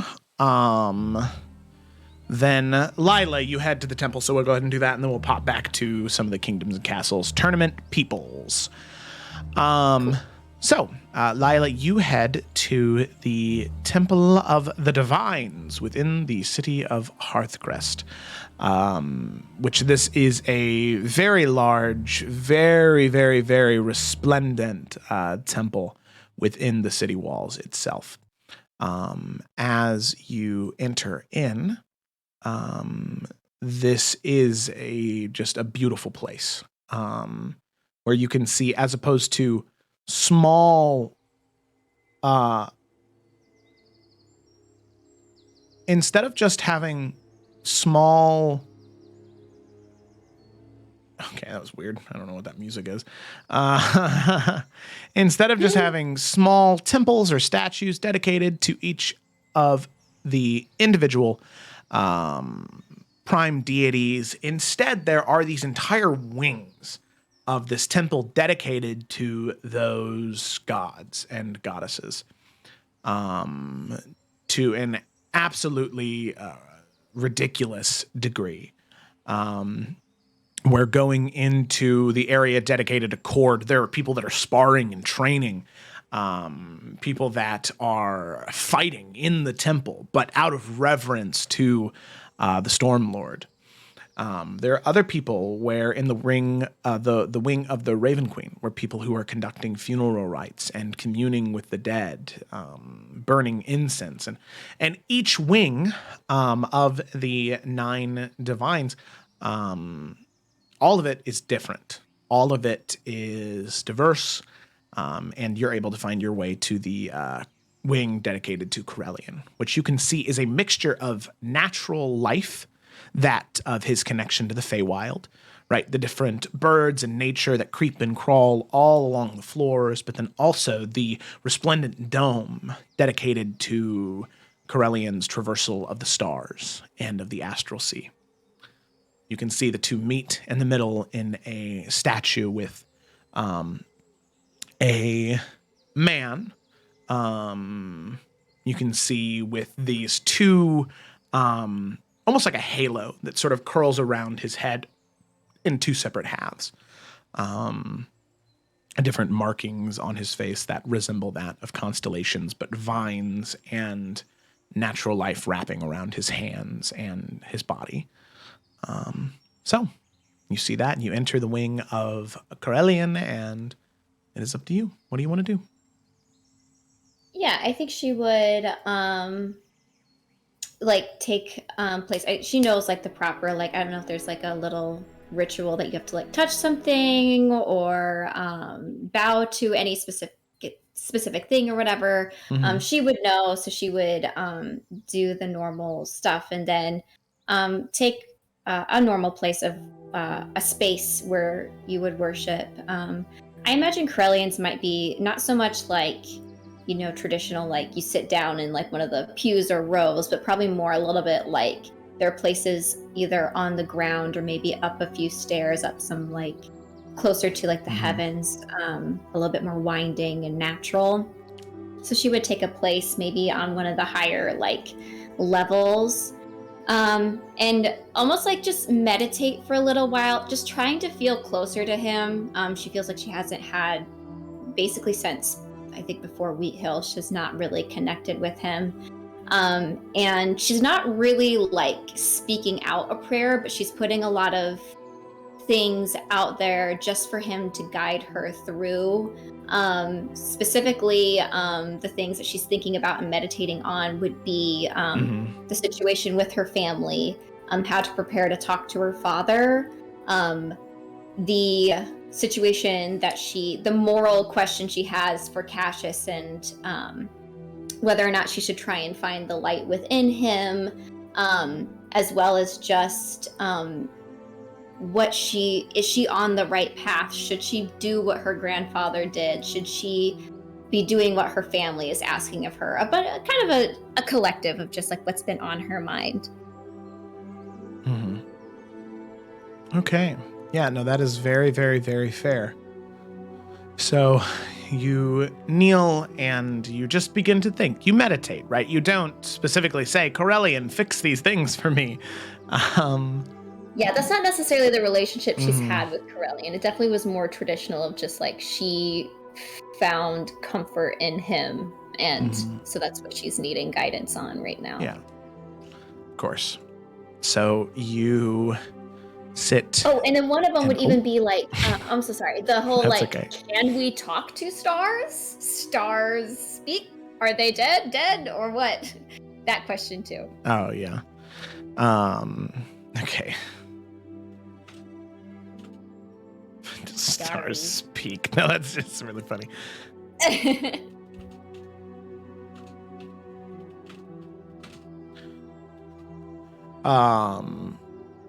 So, with that, you sort of look up into the constellations, right? That's always where your connection has been. Your grandfather's connection was to the Feywild, right? And that's kind of what everybody was looking for you to do. They were looking for you to follow in those footsteps. And so you just sort of, you hang your head for a moment, right, out of exhaustion, but then you look up and you take in the constellations painted above you.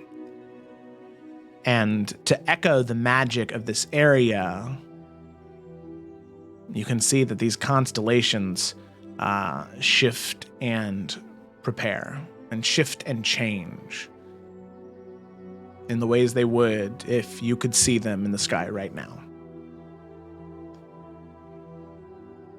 And there's a moment where you see one star burning brighter than any of the rest in the center of this room, on the ceiling.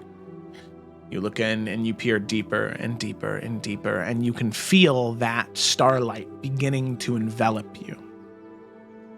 Do you continue to look? Yeah, she would. Okay. Eventually, you can feel that warmth rush over you, as you've had a very similar feeling to this one.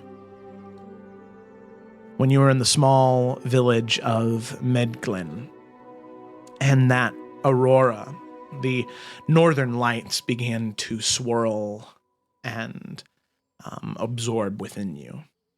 You felt very similar in that moment to what you do now. And you can see there is a form that begins to coalesce within that light. You can see a man's form. Pale, pale, pale, grayish white skin. Markings on his face that glow this bright silver. Bluish gray hair that goes down to just a little bit behind his ears. And curling from the back of his head are these two, what almost look to be horns, or some type of crown that glow these translucent blue, purples, and teals. You can see robes of white and silver with elements of green twirling around the hands and feet, as you see what you could only assume to be Corellian. Oh. Yeah, she would, as soon as that all clicks, is that he's made himself visible to her, she would drop to the ground in a bow, kind of just waiting for his next move, just to be reverent. Of course. And you can hear his voice echo in the area around you as you have your head bow, as he says, "Rise, Lila. Rise, my child." And she would, timidly. And as you rise and open your eyes, you can see what was once the temple, these swirling blue and green and purple and red lights all around you, standing on what looks to be this rocky yet covered in water surface. And you can see millions, if not hundreds of millions, of glowing, brightly stars in the sky above you. As you see something very similar to this. Ooh. Oh, wait a minute. Sorry, that's wrong. It's pretty. I hate it. Wait, what? Token vision? Can you not see the piece of art there? I see art. Oh, okay, that's weird. Well, okay. It's pretty. Stream didn't. Okay, all right, cool. So you see just about that. Sorry, the only I have the other screen of the recorder. So you look up and you see this in front of you. And you take it all in. And you know that you're not in the material plane right now because you see several ships flying past you, not propelled by wind or water, but instead by these large magical rocks thrumming at the side, causing them to propel forward. Is this the Astral Sea? He nods. It's beautiful. Here we go. It is. Most people get distracted by the beauty of nature and of the Feywild. They look to the stars and the moon and the sun for guidance, for answers to their questions, but so very few people take the beauty of the stars as seriously as the beauty of the grove. But Lila, you've always had a connection to this place. Always. You know, Lila, you asked many questions in your head, organizing your thoughts. And the truth of one of those matters is complicated. These stars serve two purposes. For one, to help those remember the valiant and heroic lives who once protected these realms, and help connect us to other planes and even other realities. If you look deep enough into the light of these stars, you will find your own path.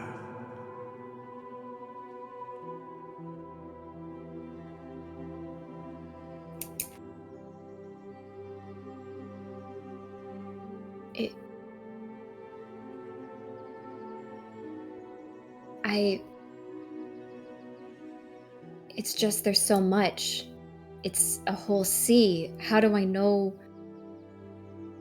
it's mine, for me?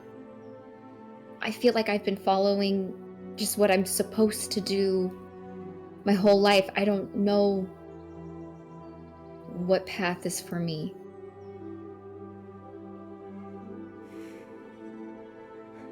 Sometimes, How does one know? Sometimes, stars are shrouded in shadow. You cannot see them from where you're at, from the material plane. So you assume the souls of those people have faded from reality. But that is far from the truth. Sometimes all you need is a different perspective to see the light that is shrouded by shadow. For so long, Lila, you felt as though you were stuck in a rut, pushing a rock up a hill for it to only fall down. But look how much your life has changed in 3 months. Your perspective on the world has changed, and you've learned so much about yourself.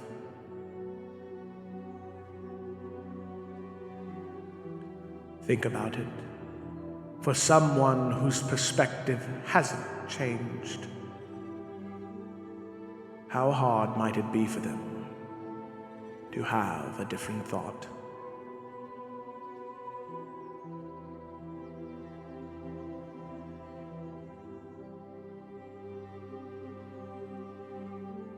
So you think it's possible?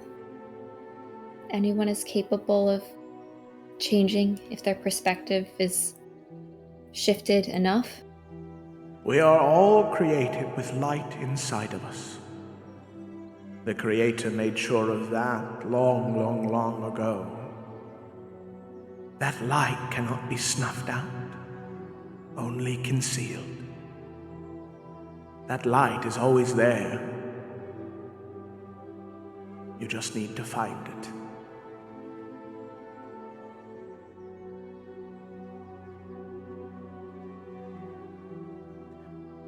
But the perspective doesn't just need to change for them.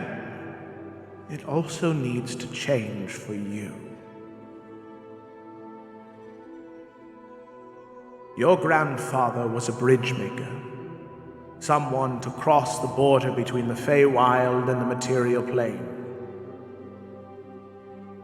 to find peace between those two realms. Lila, your job is much different. Your connection to me is much different. Lila, you are destined to become a planeswalker. You already wear the armor. The stars are the gateways to walking throughout any plane of existence, and to save the souls of those who are lost to shadow.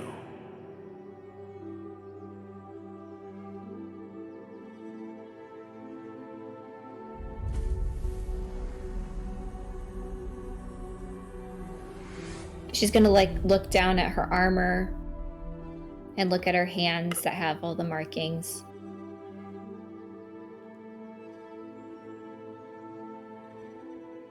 Okay. I believe you.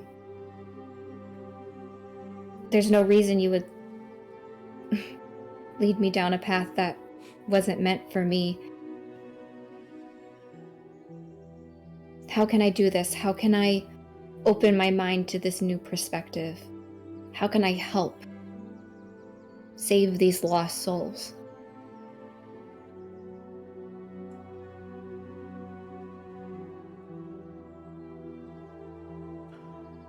Your first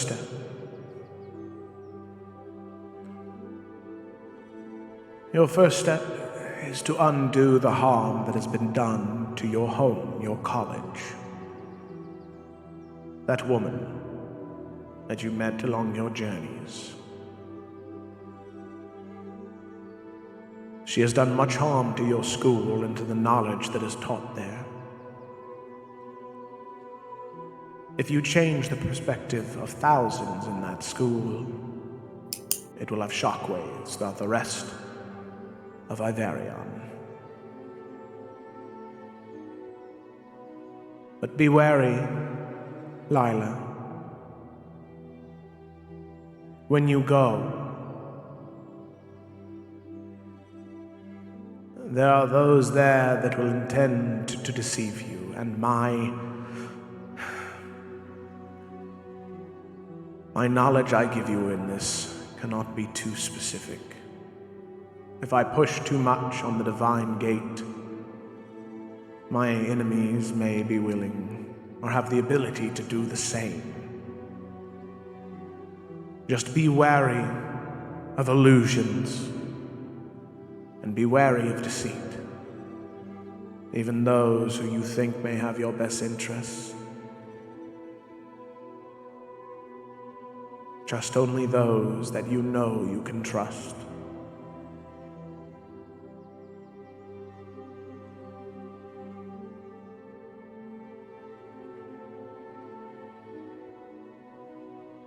I know you're not allowed to give me much knowledge, and this one's a little bit selfish.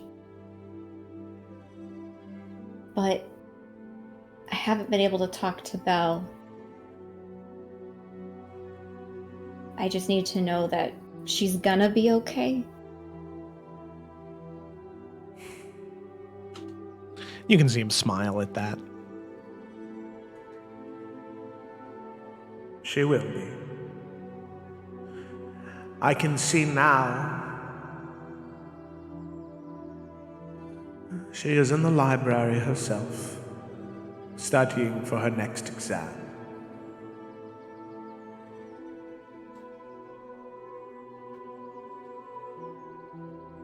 Okay. I am so grateful to your guidance. I am so grateful to talk to you. These last 3 months have been insane. And just knowing you'll be there or you're here, it'll be enough. He'll nod. And you can see the edges of the field of lights and stars begin to fade as you can feel your connection beginning to wane. As he says, The next time we speak, Lila, will be in the Astral Sea. There are many dangers there that you must be aware of. The cultists of House Markle have grown in strength. and they now search the astral sea for Cassius. Should they find him before you, your wish will not be able to be fulfilled. Your only chance to save him is to find him first. I will give you guidance, you and Nalfion both, to use that machine and to save your companion, Imriel, and Cassius as well. Goodbye, Lila. I look forward to our next encounter. Thank you. As it's starting to fade out, she'll definitely make sure that he heard that. Yeah. Oh, of course.